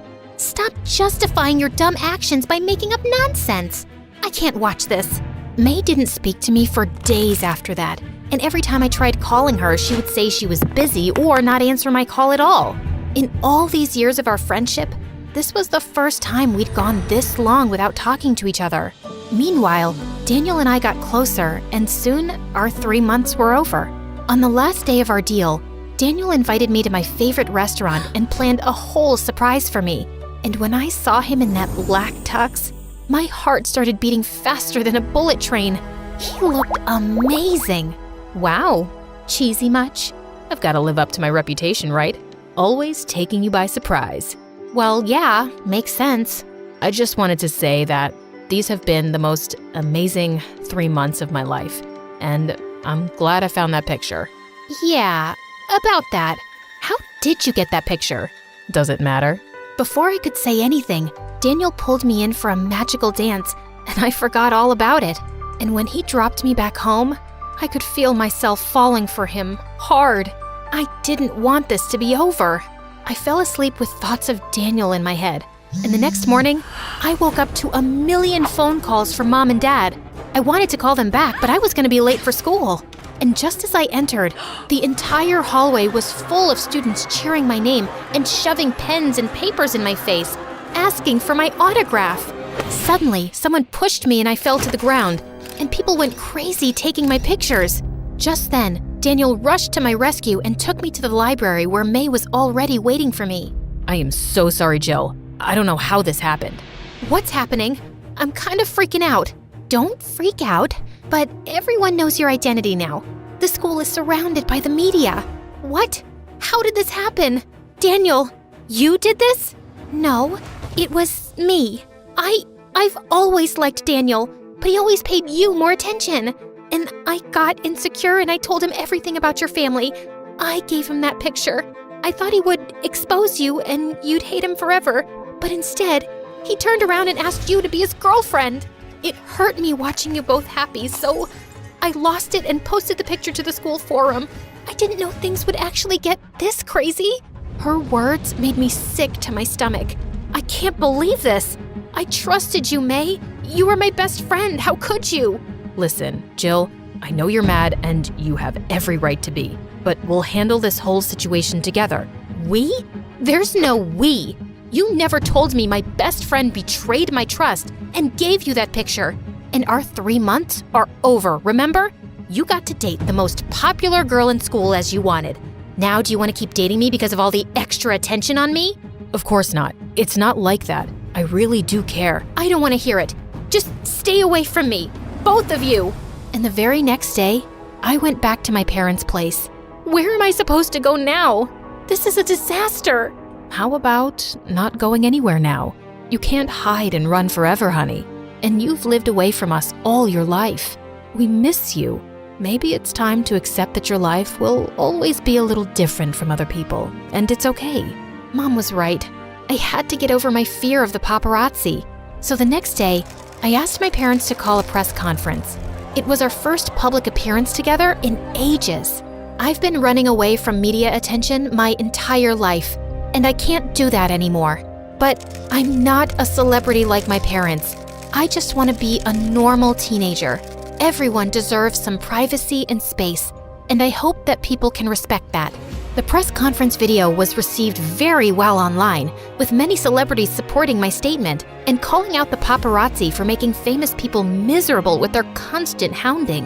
It felt good to take this step and not run away again. I could handle things better now. A few days later, Mom told me I had a visitor, and I went downstairs to find May in the lounge. What are you doing here? Jill, can we talk? No, please just leave. I know I'm the last person you want to talk to, but please don't punish Daniel for what I did. He genuinely loves you. And why should I believe you? Haven't you fooled me enough? Okay, don't believe me, but you owe him a conversation. I don't owe him anything. And why don't you date him if he's so amazing? You two suit each other, a couple of liars. But he doesn't love me, you idiot. He loves you. And I was a fool for trying to ruin that. He's been miserable the past few weeks. Just one conversation, please? Before I could say anything, Daniel had already appeared from behind with a bunch of lilies. This is an ambush, and I could sue you. You know what? I will sue you. Fine by me. Listen, Jill, I'm sorry for the whole stupid deal, but you have to believe me. I've always loved you. I always annoyed you to get your attention. The deal was just a way to get you to date me. I couldn't care less about being popular. I know it's twisted, but it's true. Why couldn't you just tell me all this and ask me out like a normal person? I know. I didn't say I'm not stupid, but I'm really crazy about you. His words melted me as he inched closer. I could feel my heart beating faster. Could we maybe start from the beginning? And I ask you out like a normal person? No conditions? Well, only one. Can I kiss you already? He did, and it was perfect. And me? You still have a long way to go before I forgive you. But let's just start by grabbing some coffee.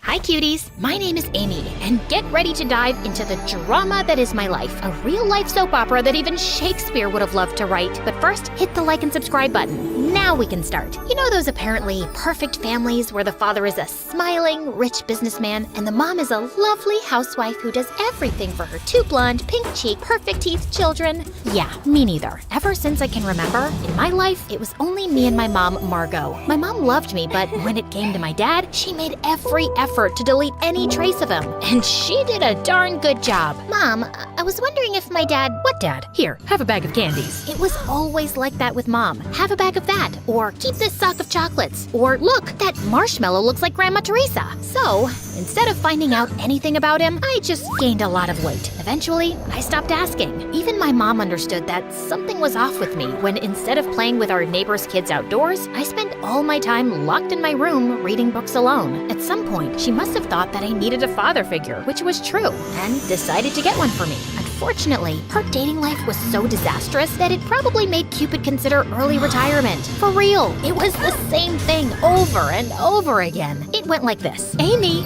please let me introduce you to insert name, my new boyfriend. We love each other so much. Of course, 2 weeks later, there we were, indulging in a second bowl of ice cream and watching Titanic, with her sobbing uncontrollably on my shoulder. Jack, take me with you. We were supposed to stay together forever. Mom, you met him like a month ago. The best month of my life. But honestly, my mom had a PhD in ruining her relationships. All of her boyfriends had a lifespan shorter than a goldfish's memory. She would get bored of them and then do something to sabotage the relationship. And then, magically, it was always their fault. Antonio the chef seemed like a perfect candidate because who wouldn't want a dad who can whip up 5-star meals? But then... Can you believe it? He left me alone all night to go to a restaurant by himself, choosing puff pastry over me.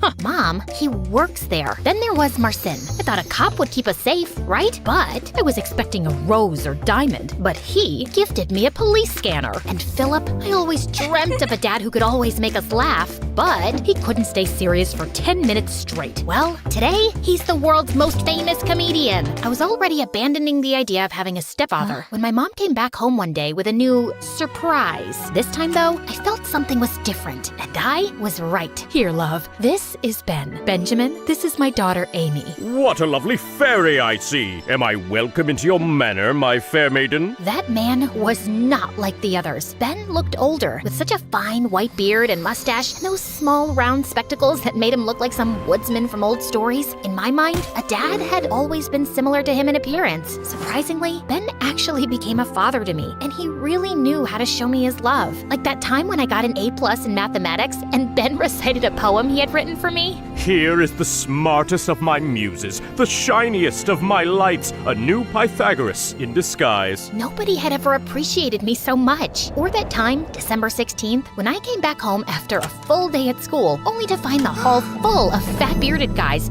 and Ben in the middle of them shouting toward me. Surprise! Happy birthday to our fairy! Those were Ben's friends from the War Games Club. I didn't expect any birthday celebration because Mom had always forgotten it herself. But now she was there too, right in the middle of them. Could Ben have changed her so much? Ben, I have no words. It's only my duty to make you smile, my fair maiden. I hugged him the strongest I could and started crying like a baby. Sir Benjamin, I love you. I had finally found a father after 10 years of my life, and we were like a real happy family. It felt like a dream. And like in every dream, at a certain point, I had to wake up. A few years later, Mom started receiving strange phone calls in the middle of the night. She would pick up quietly like a thief and go to the bathroom to speak as any guilty teenager would. Once, I caught her coming out of the bathroom with a suspicious smile on her face. Who was it? Oh, just some friend. Don't worry about it. Don't worry? I make a living out of worrying. I knew something was wrong. The calls suddenly stopped, but the signs were still there. Why would Mom be sending herself those goofy bouquet cards decorated with plastic roses? Can't I buy nice things for myself? Not to mention the gold-sprayed aluminum ring I found she was wearing out of the blue.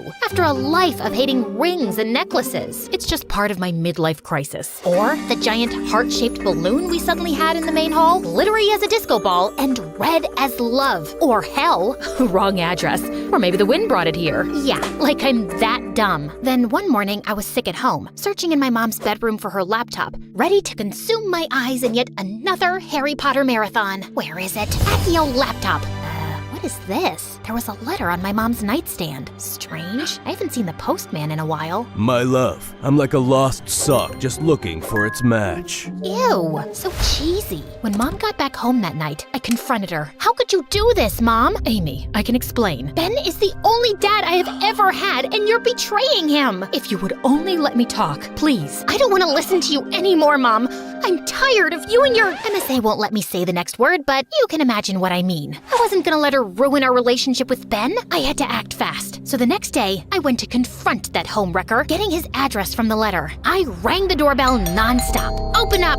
What the? The man was about to blow up, but when he saw me, surprise filled his eyes. Ah, please, come in. That mysterious man looked like a retired rock star or an extra from Pirates of the Caribbean. He invited me inside his great villa, which was full of instruments. Look, whoever you are, my mom's with someone else. Just leave us alone. Don't mess up our lives. I've barely found my dad, and you? What if I told you I'm your real dad? His words hit me like a mute button. I was eager to meet you again, but your mom thought you weren't ready. Of course, he could have been lying, but somehow I knew he wasn't. My father disappeared when I was a child. Amy, I'm really sorry. Things got messed up between your mom and me back then, but I'm here now, and I want to be part of your life. I was left completely speechless. My mom soon joined us. Mom looked truly happy after all those years. She told me she hadn't connected with anyone else because she wasn't over Dad and only wished for him to stay with us. Of course, I was thrilled about having my real dad with me again. But then, a sudden doubt fell upon me like a spaceship out of fuel. But Ben, He already knows everything, and he still wants to be a part of your life. we can be a big family. So, just like that, I went from having no dad to having two. You would think it's like winning the lottery twice, but not quite. I felt overwhelmed and with a great weight on me. Before, I didn't have to worry about disappointing anyone, but now I had two dads who had high expectations of me, and let's say they weren't too fond of each other. Luke, lower the volume. Amy's studying. Oh, just jam it out, man. Rockstar practice, you know. Oh, wow. But I thought rock and roll had been dead for a long time. Good music never dies. Besides, aren't you obsessed with knights and things from hundreds of years ago? Oh, absolutely. But unlike your music, knights never go out of style. Come on, guys, if you really think about it, rock stars and knights have a lot in common. Like, both loved leather and dying young. But while some wore armor and swords, the others used guitars and a lot of hairspray. That made a lot more sense in my head. Soon, things went even further south. One day, they forgot to pick me up, and I had to walk home in the middle of a storm. When Ben saw me, he went mental. Luke, you were supposed to pick her up. I asked you to do one thing as I had an urgent appointment. Oops, I totally lost track of time making these cookies to surprise her. Come try one, honey. As I reached for a cookie, Ben sprang into action like a movie hero, dove over the couch in slow motion, snagged it from my hand, and sent the whole tray flying. These have peanuts! Amy's your own daughter and you don't even know she's allergic to peanuts, or you just don't care. I don't even want to remember the fight that followed. Can you imagine two gunslingers in front of each other, ready to open fire at the slightest movement? Well, it was kind of like that. The constant fighting became a part of my life. I realized that this was affecting them as well. Ben looked more deteriorated and tired than ever, and my dad seemed constantly anxious, as if he was hiding a big secret. On my first Christmas with my new family, they dove into a full gift duel. The prize of it wasn't a juicy bounty, but my love. Dear, I got you, Ozzy, your new puppy. Are you serious? I got her Lady Godiva, the most majestic kitten in town. Aw, thank you guys. I love them both so much. Of course, getting double presents was quite fun, but soon my new pets were casualties of the parents' war. Lady Godiva was given away to our neighbor's children by my dad after he definitely saw me sneezing with her nearby. It was mid-December, by the way. A few days later, someone shaved Ozzy completely, making him a pink bear with a black nose. Oh, that's horrible.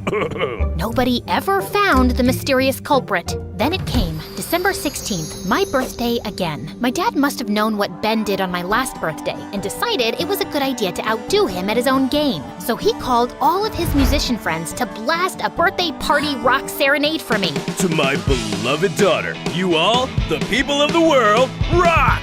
This song is for you! But then, right before the concert started, another group of people appeared. Vikings, Romans, Celts, who knows? They were an army of guys dressed for a historic recreation, waving toy spears. What is all this, Ben? There is a time for peace and a time for war, Luke. Men, be ready! Someone sounded a war horn, and my birthday soon became like the final battle of Avengers Endgame. But instead of aliens and superheroes fighting, I had cosplaying history nerds versus elderly musicians incapable of accepting the passage of time. A clash for the century! After watching the battle for a bit, I went home all set to blow out the candles and dive into the cake. But I found my so-called perfect family in the middle of a loud argument. What are you even doing here, man? Amy's with her real parents. She doesn't need you anymore. This whole uncle situation is bizarre. That's true. Explaining it to people is a real pickle. Say what you want, but I've been her father longer than you. Well, he has a point about that. Her father? A history nerd with a Willy Wonka mustache? You must be joking. I don't think Willy Wonka has a mustache. My mother's mediation skills are truly out of this world. Why don't we let her decide then? Oh no. Yeah, she's old enough to decide who should be her dad. No, I am not! Mom,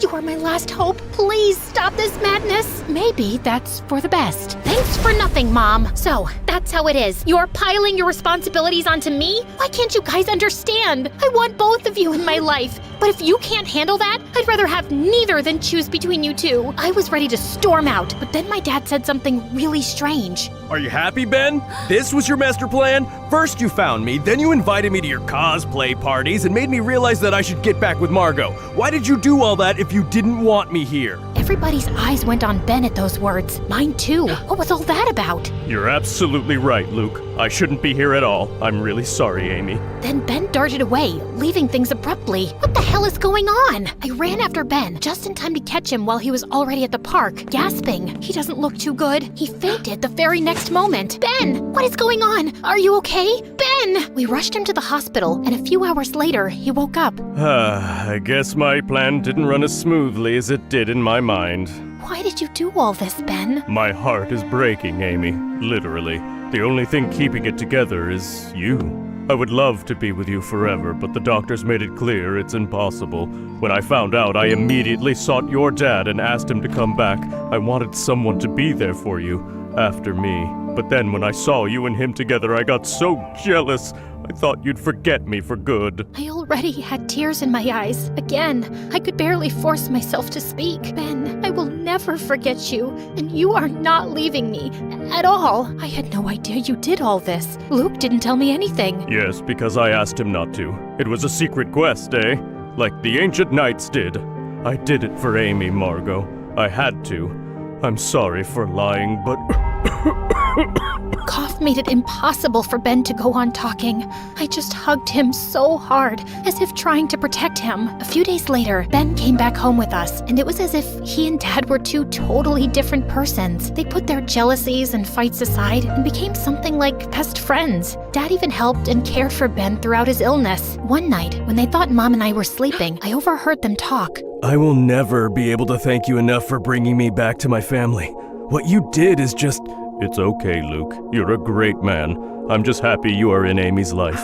You both deserve each other. They hugged before wishing each other goodnight. I went to sleep with the biggest smile I had ever worn in my entire life. Now, a lot of time has passed, and a lot of things have changed. I'm not a child anymore, and my groom is in front of me, waiting for my, yes, I do. Mom and Dad are by my side, happily together and smiling at me. And even if I can't see you in the same way, Ben, I know you are here too, sitting silently between the seats of this splendid church and looking at me with your peaceful gray eyes. You are as real as the photo of you I have inside of the pearl-shaped necklace I always keep by my heart. As I have promised you, I never forgot you, Ben. All that you did for me, from your silly poems to the way you tied my shoes, you will always live with me. You'll always be my guardian angel, and I, Amy, your fair maiden.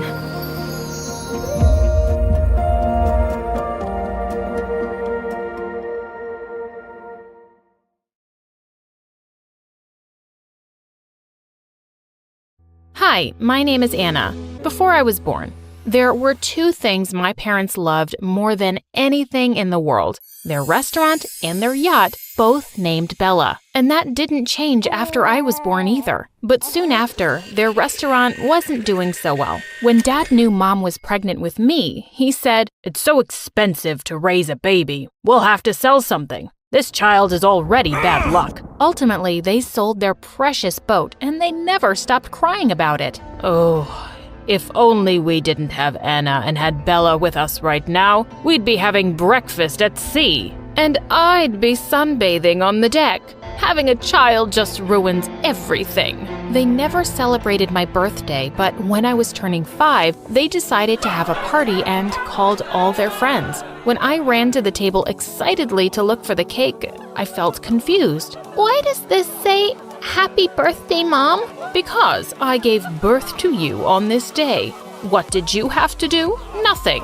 It was a really boring party because there were no presents for me and nobody was paying me any attention. Instead, they all wanted to talk about their fancy new yachts. My parents were so embarrassed because they didn't have anything to talk about. Later that evening, Dad said to me, "I wish we'd put you up for sale instead of my boat." That same year, my little sister was born, and on the same day, Dad unexpectedly found an oyster washed up on the beach with a rare gray pearl inside. He sold it for $50,000, and the money really helped them make things better at the restaurant. What a blessing this baby girl has been for us. She's brought us such good fortune. And because of that, my parents decided to name her Bella, like everything else they truly loved. We love you so much, Bella. We tried with Anna, but it's easier to love you because you're just so perfect. They made me do all the chores around the house while they drooled over the new baby. I even had to change her stinky diapers because both my parents refused to. After a few weeks, they got really busy at the restaurant, and I was left in charge of Bella most of the time. I'd feed her, bathe her, rock her to sleep. I started teaching her my name. Anna, I'd point to myself. Bella would just look at me, and then she'd laugh and clap her little baby hands. But things changed forever when Bella turned 1. My parents came home from work one night, and Mom started yelling at me for not having dinner ready. "You own a restaurant. Can't you just eat there?" "We sell that food, you moron. What should I expect from someone as stupid as you?" "I guess we'll just go eat out somewhere. Come on, Bella." But Bella didn't want to move. She slapped my mom's hand away and started to cry. With her little toddler fingers, she pointed at me. Anna! My parents looked shocked. Bella had just said her first word, and it was my name. Anna! Anna! Anna! What have you been teaching her? Mom was so mad that Bella's first words weren't, "I love you, Mom and Dad, and I hate Anna." Dad picked her up, but Bella kept kicking and screaming for me. "Fine, we'll bring your stupid sister." I walked out with them, and Bella stopped crying. She smiled at me, and I smiled back. After that, Bella always had my back, and I always had hers. When I was in the 3rd grade, my parents took Bella to a boat show. They left me behind to clean the house, of course. When they got home, Bella ran to me and gave me a present. I was so touched. "I love you, Anna." It was a little red toy boat. I hugged her tight. When Bella turned 4, she had a phase where she wouldn't eat anything except hot dogs and ketchup. Her favorite part was when I squirted ketchup all over the hot dogs. "Ready, Bella? Ketchup party!" The funny fart noise the bottle made always made her laugh like crazy. When summer break was over and I went back to school, my parents had to hire a babysitter for Bella. One day when I got back, I could hear screams from one of the rooms. Just then, Bella came running out, holding a ketchup bottle and squirting it everywhere. Ketchup party! Behind her, the babysitter came out, drenched in ketchup from head to toe. That's it!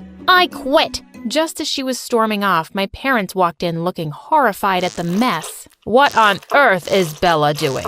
Did you teach her this? No, I did not teach her to spray ketchup all over the house. Mom caught Bella and snatched the bottle from her, glaring at me. I don't know how, but this is all your fault. Clean this up right now and stop poisoning our little Bella's mind. Just as she was dragging Bella to the bathroom, she slipped on some ketchup and fell on the floor. Angry as I was that I had to clean up everything, that made me feel a little bit better. When I was old enough, my parents made me work at their restaurant. I thought it would actually be fun waiting on tables and meeting new people. But what was I thinking? They just handed me an apron and rubber gloves. You'll be washing the dishes. When I asked them to pay me, Dad glared at me. We already pay you by giving you a bed at night and a roof over your head. Don't be so greedy. To make matters worse, they'd make me pay for any food I ate there. But I became friends with the head chef, and I'd eat the food he gave me secretly in the back alley. One time, he came out to hand me a bowl of mac and cheese,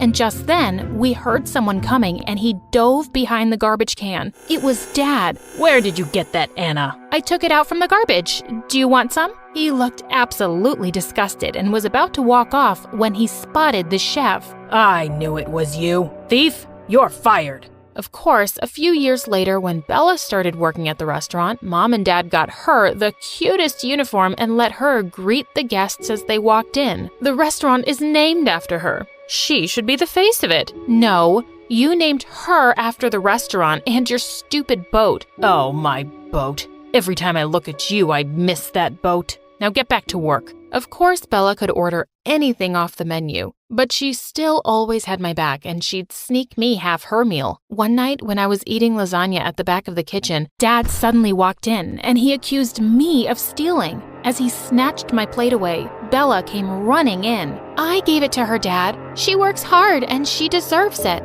No, she doesn't, Bella.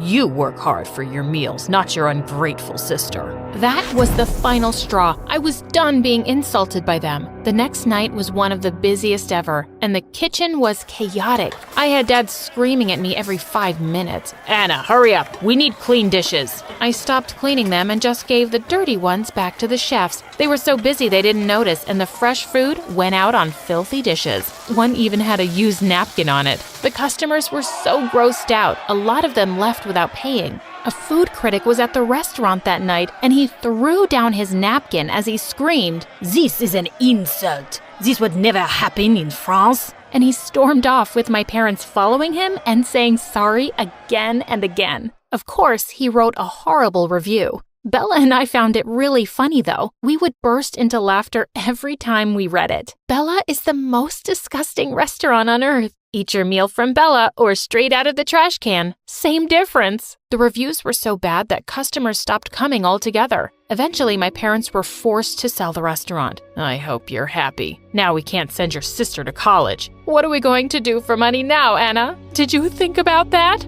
Think of all the people who lost their jobs. You should feel awful. But no one lost their jobs, Dad. Everyone got rehired by the new owner. In fact, I'm also still working there, and I got a raise. I skipped off before Dad exploded. I knew I wanted to go to college, and living by the sea had always made me want to study marine biology. I got a loan, worked part-time, and put myself through college. I graduated at the top of my class and got a research job. I would spend days at a time out on the water, and I loved it. With the money I'd saved up from work, I eventually bought a cute sailboat. I could see my parents turning green with envy. I offered to take them around for a spin, but they refused to go with me. When Bella hopped onto the boat excitedly, she asked, "Have you named it yet?" "No, but what do you think about the Annabella?" Her face lit up. I really like that. And just like that, the Annabella set sail for the first time. A few days later, Bella came to me with a poster. "We should enter this contest." It was a sailboat race coming up in a few weeks, and there was a grand prize of $100,000. You think we can win? I know we can. As we were practicing one day, I was shocked to see my parents had a sailboat too. Dad yelled out to us. Guess what? We entered the contest too. Borrowed the boat from a friend. But why? Oh, he thought it would be fun to beat you. We spent years on the water before you were born, Anna. You'll never win against us. It was the morning of the race, and Bella and I were getting everything ready when we noticed that something very important was missing. Our sails. How were we going to race without them? The race started, and everyone got off to a huge head start.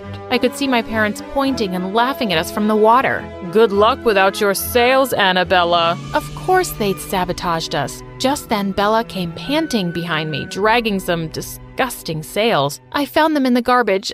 They smell so gross. We set them up, caught a big gust of wind, and took off. We were pretty far behind the other racers, but Annabella was a speedy little thing, and we'd been practicing a lot. We quickly caught up to the rest of the pack, but our parents had a big lead. The finish line was fast approaching. We'll never catch them. We're too heavy. I turned to see Bella strapping on a life jacket. What are you doing? Win this race, Anna, for me. And with that, she jumped over the side. I knew she could swim like a mermaid, so I wasn't too worried about her. I immediately picked up speed after she jumped off. I turned around to glance at her once, and she yelled at me, "Catch-up party!" What was she talking about? I was right behind my parents' boat, and the finish line was only 200 yards away. That's when I saw a big squirt bottle of ketchup on the floor of the boat. You'll never catch us, Anna. You'll always be a loser. It's time for a ketchup party. And with that, I got close enough and aimed it straight at Dad's face. He couldn't see anything, and his boat ended up getting stuck between two rocks. I could hear Mom and Dad yelling, but I went even faster and crossed the finish line.